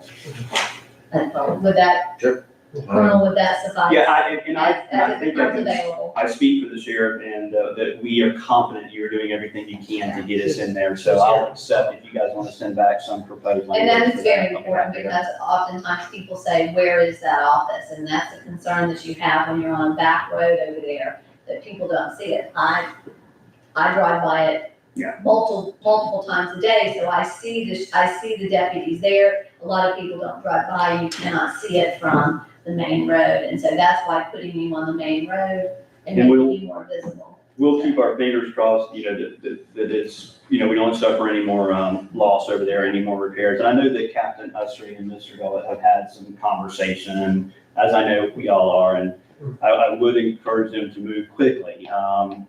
But we're lenient there. So if you want to send me some suggested wording to adjust that clause or to do something, I will be happy to take a look at it. I mean, I think we just need to, so I there's just said get some that. different Yeah. language. Let's make it- Okay. So, also, I'm not really understanding, originally, the contract did say 5 dedicated officers, and we had quite a discussion about that. Everyone certainly had the impression it would be the same 5, and you talked to us at length. There was an initial provision that said, we would start paying you immediately, it would take some time to get the 5 deputies on board. There's still a paragraph in there, it's on page 5, paragraph 5. It says, basically, even if you don't have an officer available if someone leaves, that we still have to pay you. What I'm really not understanding is if we are supposed to be covered, but it's with the officer that you choose, not a particular officer, why would that paragraph 5 on page 5 really be needed? It's an error, it's not. That should have been stricken with some of the clauses that were in the original contract. That is no longer needed. That was to understand that initially when the contract was signed, it would take us a while to hire the additional deputies to fill it. So that whole can be stricken. Okay. That was the because- initial contract language. I'm sorry about that. Okay, because basically. We're not exempt from any service. You will have a deputy sheriff assigned to Crescent City. That's what I'm saying, so I just didn't know about that. And that And was the initial language when we were. That was initial language to get us some Negotiating time. this, right. Okay, and then, I'll submit, when we finalize, we'll strike all of 5. okay, so that's good. And then, I'm just wondering, I mean, I understand that there's a certain amount of coverage for the whole district.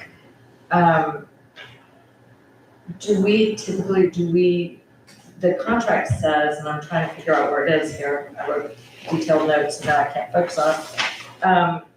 The 5th deputy, okay. 5th deputy, page 2, paragraph 2, subparagraph A.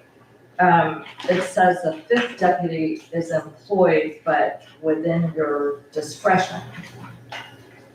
How, do you keep track of how often you employ that 5th deputy? So the discretion just means is to the times of day and the shifts that the captain assigns them to in Crescent City. So I guess what I'm saying is, do we have documentation that throughout the week, a fifth deputy is assigned for a certain amount of time? Or, you know, could the fifth deputy possibly be elsewhere? Like, we don't really know whether we're getting assigned the fifth deputy or not. sure, yeah, I can work with Captain Usher to come up with some, you know, some protocols for letting you know, fifth deputy or 12th deputy, I mean, depends on what we have going on down here. Sometimes there are many, many more. So we can work with some protocols to give you some information. And that fifth deputy, when we originally negotiated this contract, that was in those peak times that you found, not us, but that you found that it was necessary to have Or additional. one of them, somebody on vacation Or or somebody on vacation. leave, that, you know, they fill in those spots. So, yeah, I mean, we can, it's just no set schedule, it bases around them. So we can certainly work on a way to fill you in on some of Well, that. and again, with struggles with employment right now, I think almost every shift but one is at minimal staffing right now with us. It is really hard to keep employees, and we just implemented a plan to where we now, who could be one of those fifth Crescent City guys, is we paying people to go all the way through the academy. So it could be up to a year before you get a deputy sheriff that's out on the street and ready to go by the time he gets out of field training. So it's been a real struggle. Okay, and I just. But we can give you some statistical data on how many are here at certain times, yeah. Okay, and I shared this with the rest of the commission, but I didn't have time to get it to you. There is a local resident who's in law enforcement who shared with us a contract that the Ponte Vedra Beach Municipal Service District had. I don't know if it's still in. Yeah, MSD in St. Johns County, I'm familiar with it. Yeah, do they still have that? I believe MSD is still contracted. All right, because they're. It was one, years ago. Right, it's not a town, it's a special taxing district. Municipal Service District. And they have a lot more money than we do. So what out of that contract did you find that needs to be, that you would like added to this contract? Not necessarily added, but maybe, and I will give it, yes, very short. But anyway, the sheriff's office provides, this goes with my question. How do we know when, how often a fifth deputy is here, because we are paying for it? Okay. But that goes, so there's a list of things, and I can give this to you, it's paragraph 15.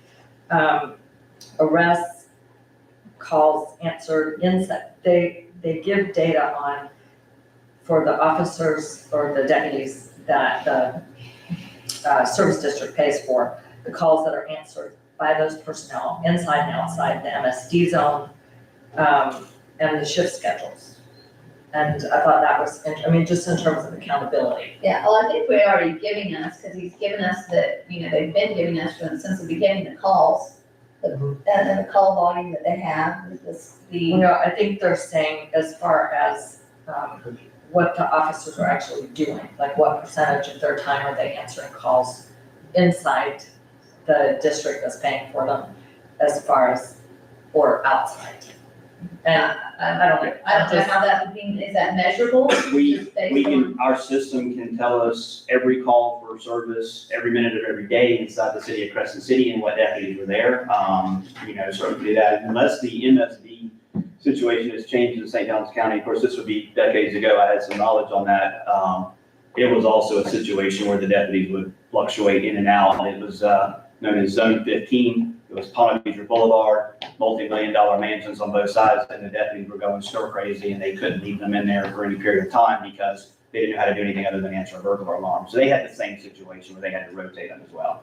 Right, and so then also, I know, commissioners from Bel Air Beach had a similar situation to us. They contracted with the Pinellas Sheriff. They initially had specific deputies.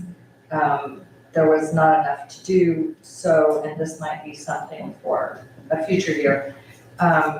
Instead of, they have like a middle ground.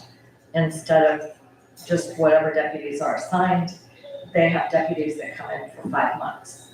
They do like a 5-month stint, and then they rotate back to the rest. Don't just, misunderstand that generally that they're swapping out every day. Normally, our deputies rotate shifts every 3 months, so that's generally when you're gonna see a swap. It's not days.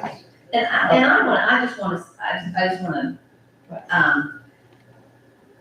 we are not we don't know how to run the sheriff's department. I feel like what we've got here, we have to have trust and rely on them, to make sure that they're doing what they have promised us that they would do. And thus far, I feel that they have. Okay, well, I have some concerns. This is the first opportunity that we've had to have a conversation with Personal Wells about this contract, and that is what we are supposed to do. I mean, we're So, supposed to. so I know, but what else do you want to, I know, but I'm asking you, what else do you want to add to it? Okay, well, I'm asking him if that works, and I'm getting the information that we generally have the same deputy for about 3 months, would you say? No, we don't, it's not gonna be exact, generally depends on, who's vacationing and who's going to school and all that type of stuff. It's very fluid, in law enforcement as to where they're assigned. Right, and then, well, and so I'm just throwing out to the commission, we had talked about community policing. At one point, Colonel Wells talked about deputies getting to know our community. So I'm just sharing that. That's what they do in Bel Air Beach with the Pinellas Sheriff. They came to that middle ground over time. The other thing that I thought could use some clarification is, which is it? Oh, page 2, paragraph 2, subparagraph B. It says the captain is supposed to communicate with our city manager or his designee. Designee when the city manager is absent, or there's really not definition about what is absence. Does it just mean unavailability for a few hours? I thought that wording. Page 2, give me the clause again. Right, page 2, it should be paragraph 2, subparagraph B. I think it's from the city manager's The office. PCS system designated supervisors the act as liaison, but the rank, that's Captain Usrud, city manager, his or her absence of agreed upon designee or authority. I can have Captain Usrud come in, his deputy district commander, would be his designee at the time, but I'm assuming, perhaps if Mr. Rudd is out of town or unreachable for a period of time, he may give you a designee to contact. I don't know how y'all, I trust Captain Usrud to manage that part of it. As I read this, this is saying that he needs to communicate with the city manager or the city manager's designee, not, Right. That's. I'm saying, but this is the contract, so I'm saying, what does unavailable mean? That's not for y'all to answer, that's kind of for the attorneys and the city manager. To me, that language needs to be tightened up a little bit, because I don't know who the fallback is. And then, my one observation would be, that, because my husband and I, our house is right in the middle of town. I have not been happy necessarily with people who have been, kind of considered by the neighbors to be disturbing peace. And y'all have let it ride sometimes for a long time, like 1 to 6 weeks. And the remark was made that, well, they're better off here than they are in the jail. That wasn't necessarily true for the people who live in that neighborhood. As well, y'all don't handle dogs. I know we are seeing tons of dogs all over the city. You can't walk through the park without having a stray dog come up to you frequently, come into my yard from the park. Somehow that needs to be addressed. And then my final comment to the commission and to Colonel Wells, I mean, you know that you were doing a good job by law enforcement standards.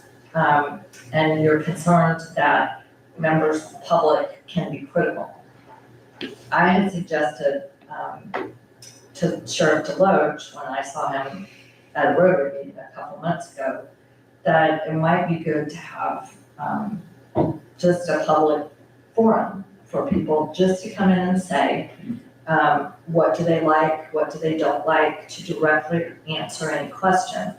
Because we can be here and acknowledge that you're doing a good job and that people don't understand, but we're not necessarily communicating directly with those people. And I say that, for the commission, for you, this is really the first time we've, had a contract review. Ideally, we would have done this a couple months ago. So, Well, we You invite us anywhere you want us to go, any group you want us to talk to, we are happy to do that. And let me be very clear with you, Commissioner, I don't mind critical. I'm very critical of the men and women that serve at the sheriff's office, and I expect the community to be critical of me. What we do mind is falsities with personal motivations and personal agendas. Colonel Wells, That's all I we. understand that. I'm subject to that myself. Well, People say nasty things about me, and Sure. it's very hurtful. Okay. But, You should see my list. Yeah, you should see mine. Yeah, just okay, go on. okay. I mean, so I know what he's talking about, so But this we're is their available, livelihood. we'll go and speak to groups and do anything you want us to do. And that's something we need to say though, is, I do wanna say this, that's their livelihood, this is their dedication, they step out there when other people will not be willing to step out there, and they risk their lives, and lost their families lose what they would lose. And when you have people that attack that, and that's their livelihood, and please don't roll your eyes at me, because I've let you go on and on and on, but I think that this needs to be stated, that shame on everybody that does that. You know, shame on them, because I will say this, that been here almost 4 years. And the one thing that I can stand very solid on is that I feel like Crescent City today, and I'm not taking, and never has this commission taken away from what we had before, okay?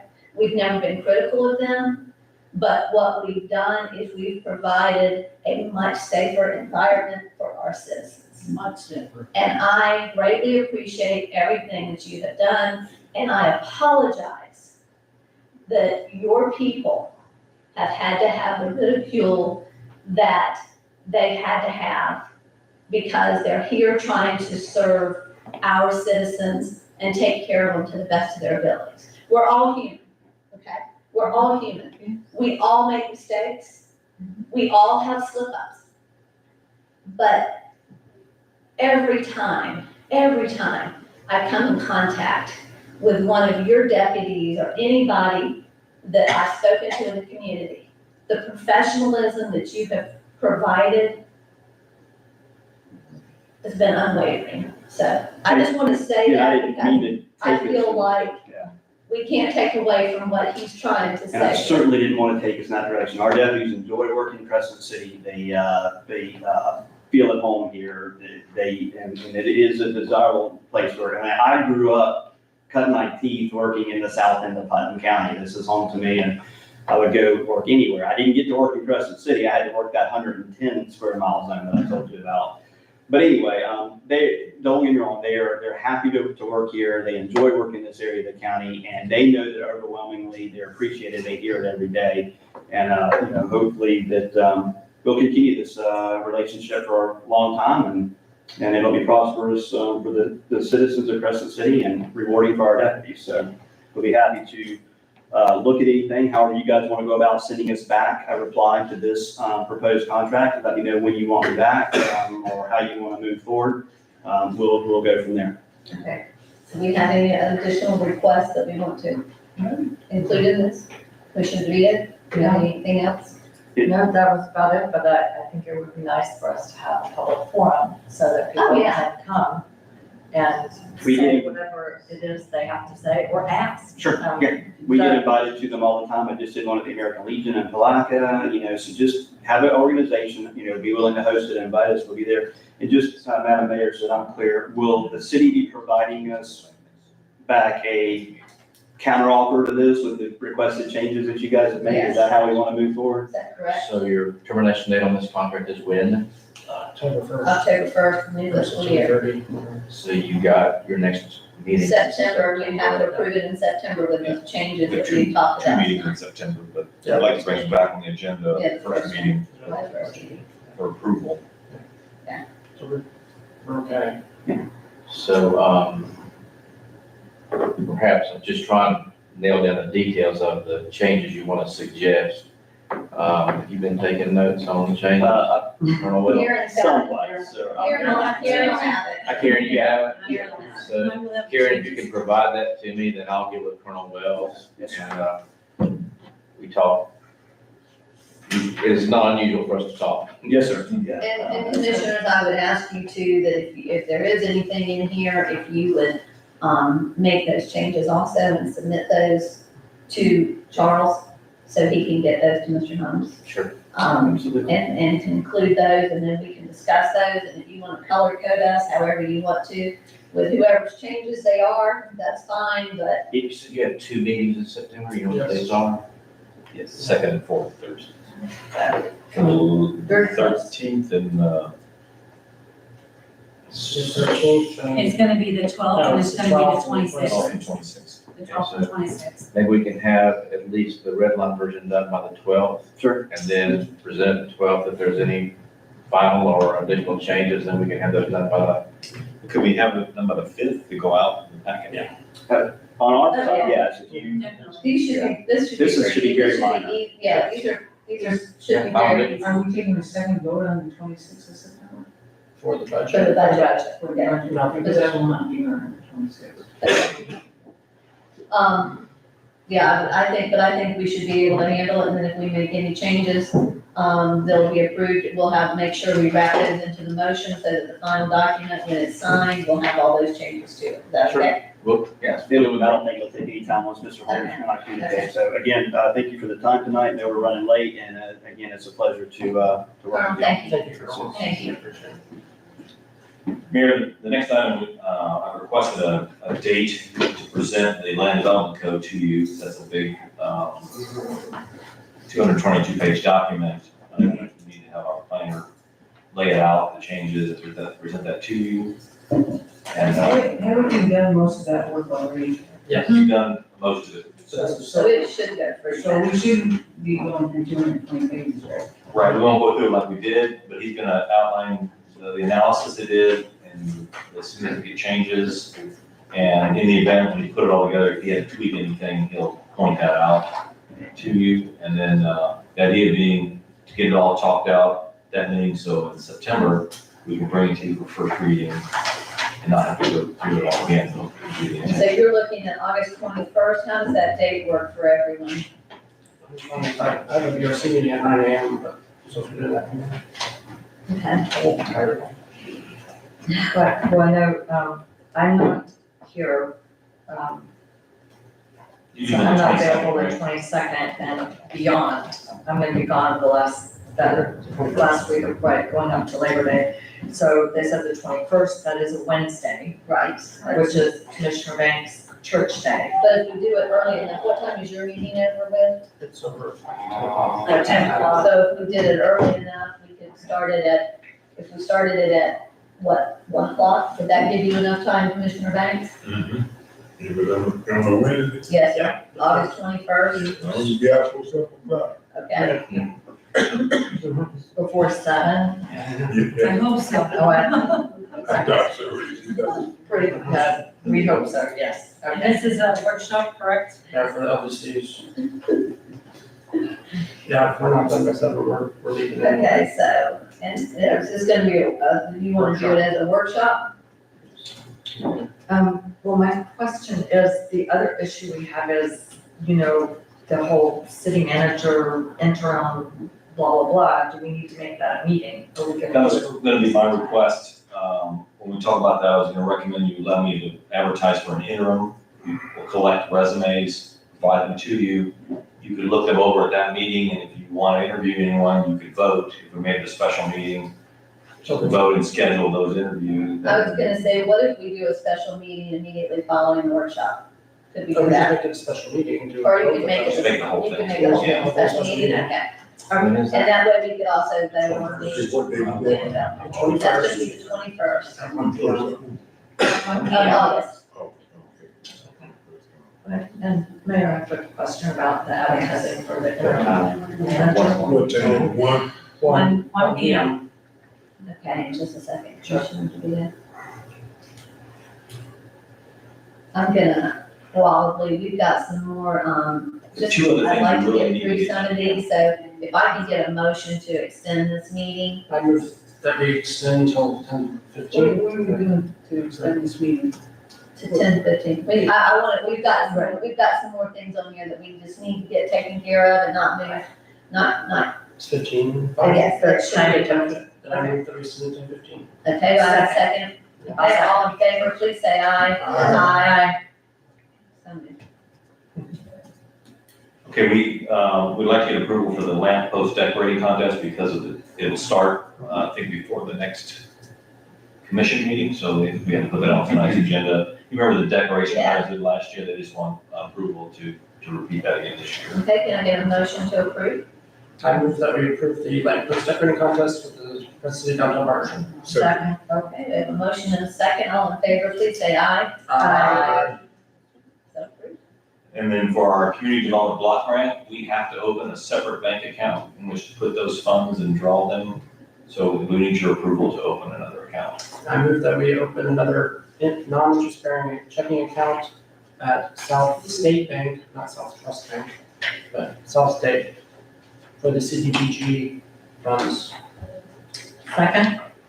Okay, we have a proper motion and a second here, and because of this, I'm gonna ask you if you would please, do a roll call. Commissioner DeVito? Aye. Commissioner Lori? Aye. Commissioner Banks? Aye. Commissioner Burton? Aye. Mayor Myers? Aye. I recommend we table the tree plan until next month. Okay. And I need a motion to table. I move we table the adoption of tree plan until the September meeting. Second. Okay, all in favor, please say aye. Aye. Opposed, nay. Okay, so moved. Need approval of the letter to the Board of County Commissioners that's in your packet. Oh, the changes I, And we did get some changes from Commissioner Laurie. yeah, there's. Well, there's a new letter, the one that was on our desk, it says Oh. all of Putnam County. Well, that's- Those are his proposed that's- changes, that's my his recommended changes. It said, and that's where the arrow goes. Oh. Where is that? That was here. That was on your desk. Yeah, he sent that to me late this afternoon, There's so an I had error. to print them out. What it's supposed to go is it says that, where that line is, oh, that's the arrow, it says, No, that's my error. okay, well, the city was recorded the financial, anyway, it was saying that, I forgot where.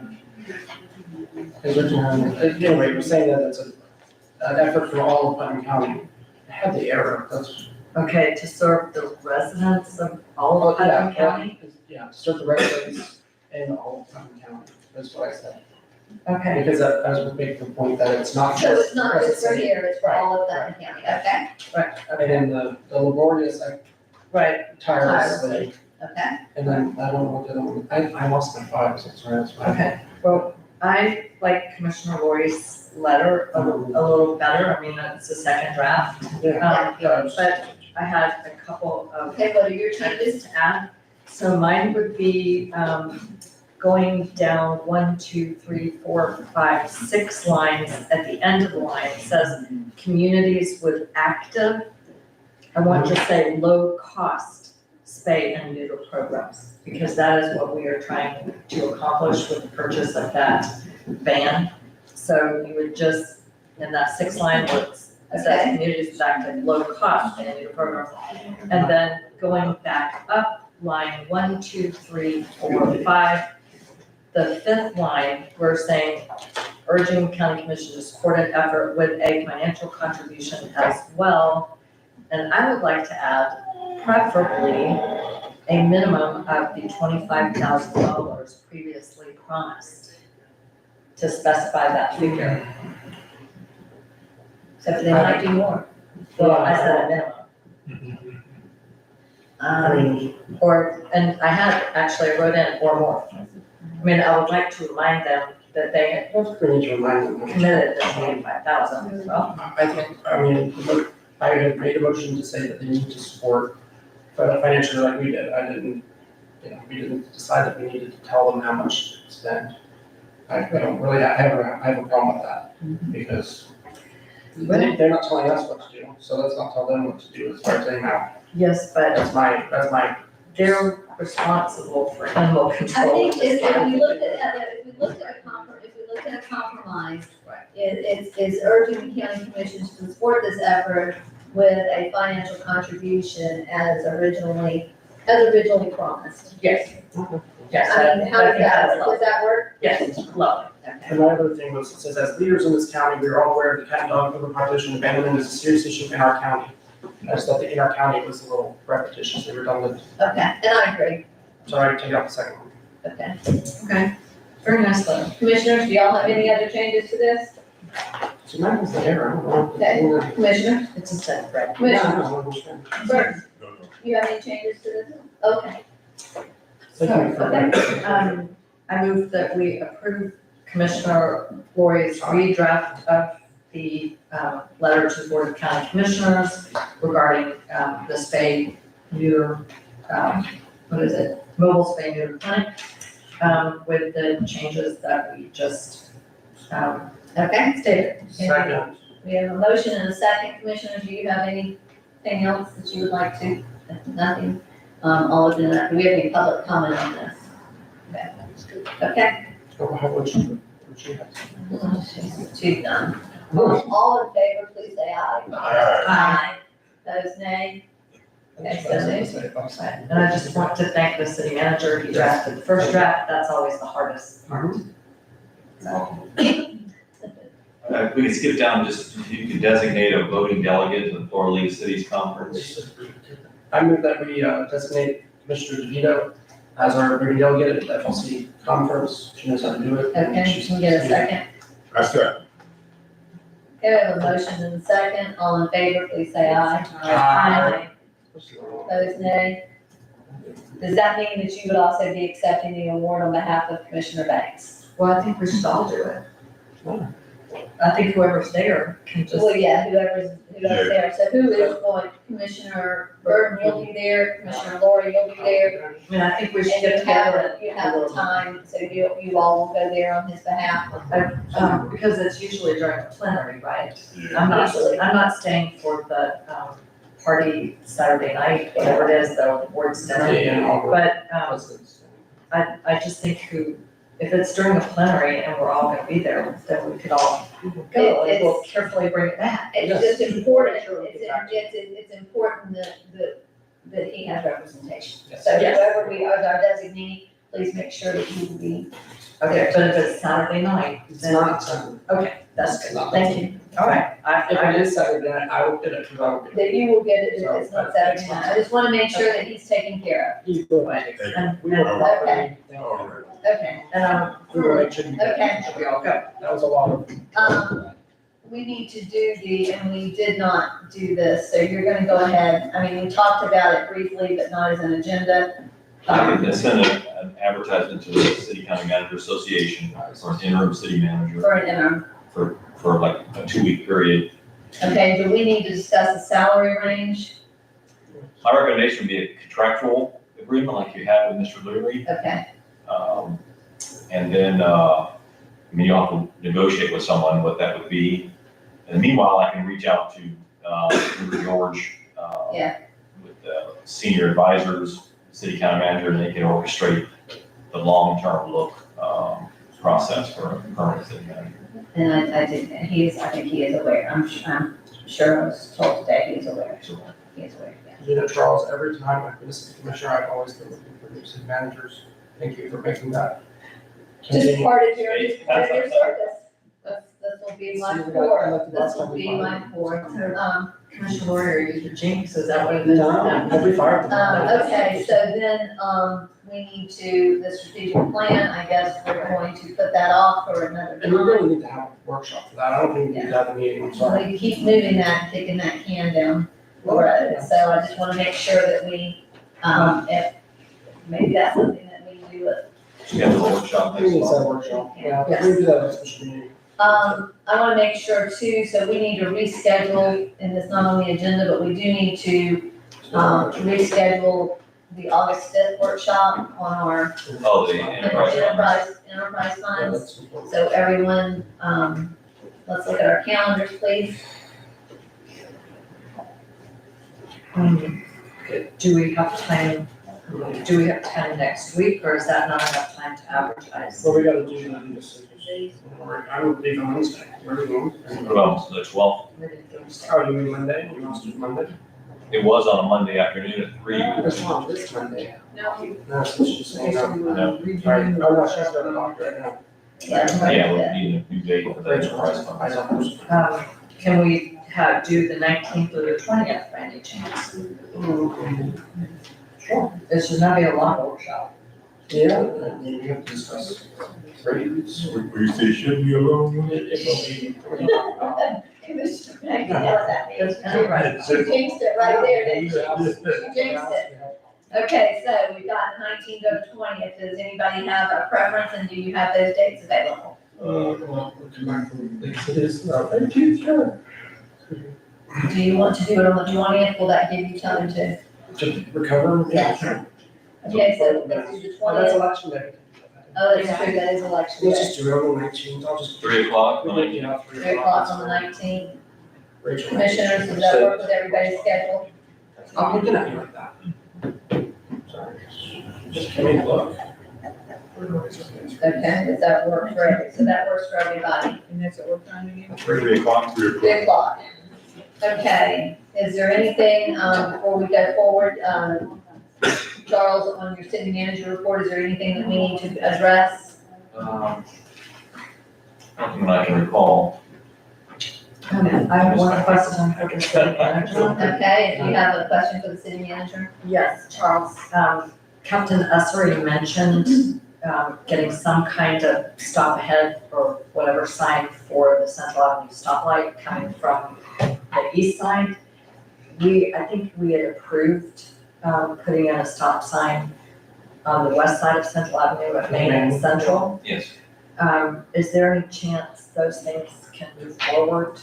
What we're doing is we're getting bids on, we need to put a stop bar. So I'm actually getting bids that, we need like about 115 stop bars in the city. We don't have them at most intersections. So we need to do it there as part of a new stop sign to identify it, and we have the signs, I've instructed Keith to order the signs we need, trying to get competitive bids on the stop bar striping. Because we need to speed for bumps, humps too, right? Yeah, we're gonna stripe the bumps, restripe the speed humps, and stripe the stop bars, maybe in phases. Stop bars. Yeah, they're about, last time we got a bid, it was about $25 a piece, the little white line, The red flash to stop at. tell you where to stop. That's the.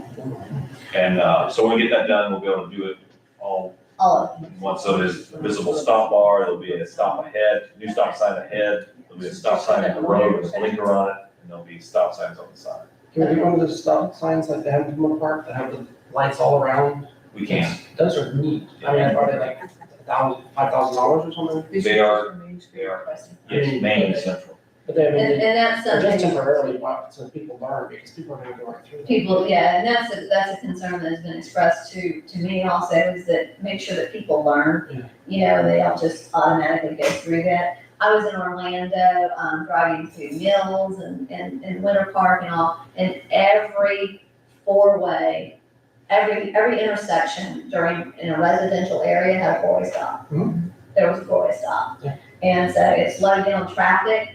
It was amazing. And I took notice because that's something that we've been talking about. And just, I would think that would increase the safety. So that increases the safety, so thank you. And if Captain Ussery is mentioning it, and somebody ran, I mean, it's very dangerous to run that stoplight. Yes. At the summit, that could be quite bad, yeah. Do you have something else, I Charles? was just gonna mention, the reason that's tough, I'm just in here about the FERDAP grant is, in order to apply, we have to present any project to the Planning and Zoning Commission. So I've got that prepared for next week, Okay. to present to them, and then we have to adopt it into our CIP, which is already in the CIP, you just need to adopt the CIP. Just laying all that groundwork. The deadline's the end of next month for that grant, so, Fred Fox can apply for that grant. Does it say we have to have a hearing just for that, too? Is that? We have to have, usually hold that right before you start your regular commission meeting, just have a public hearing on the grant application. So we have time to do all that before it's. I believe so, that's the intention. Mr. Mullins, thank Just you. briefly, I had a chance to research, the issue of the code enforcement liens, and I was correct. They do expire in 20 years from the date they're recorded. Okay. So any liens that you do have up record that were recorded before August of '04, they're gone anyway. You can actually officially satisfy them, but to do much of a, have much of a debate about it is just basically a waste of time because the statute says they aren't enforceable. 20 years is your. Can you not renew that? You can't even renew those, kind of like you can when there's a judgment lien against somebody. No, a judgment, you can only renew for 20 years also. Okay. If it's going to be against real estate, though, you have to renew it every 7 years.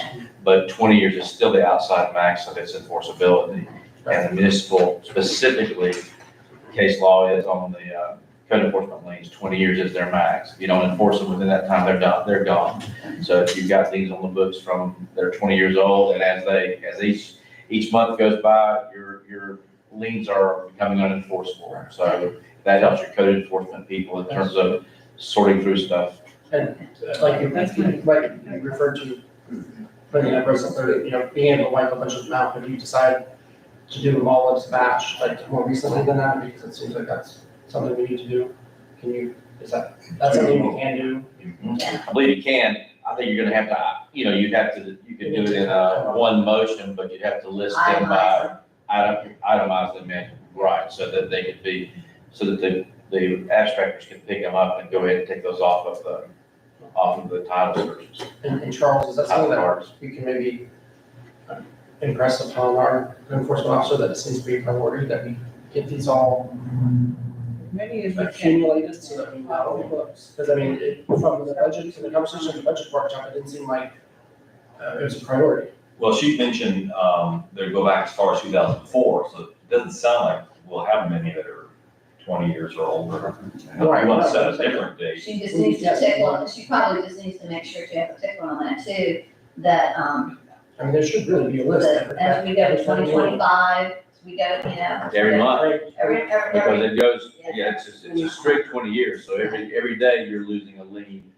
But if you look at Basically. those minutes from the commissioner, the code enforcement board meeting, the fact that it's had a list of the ongoing findings for the cases. So I mean, that was possible to do, we just haven't. But we need to look and get those all together because we need to get just rid of those.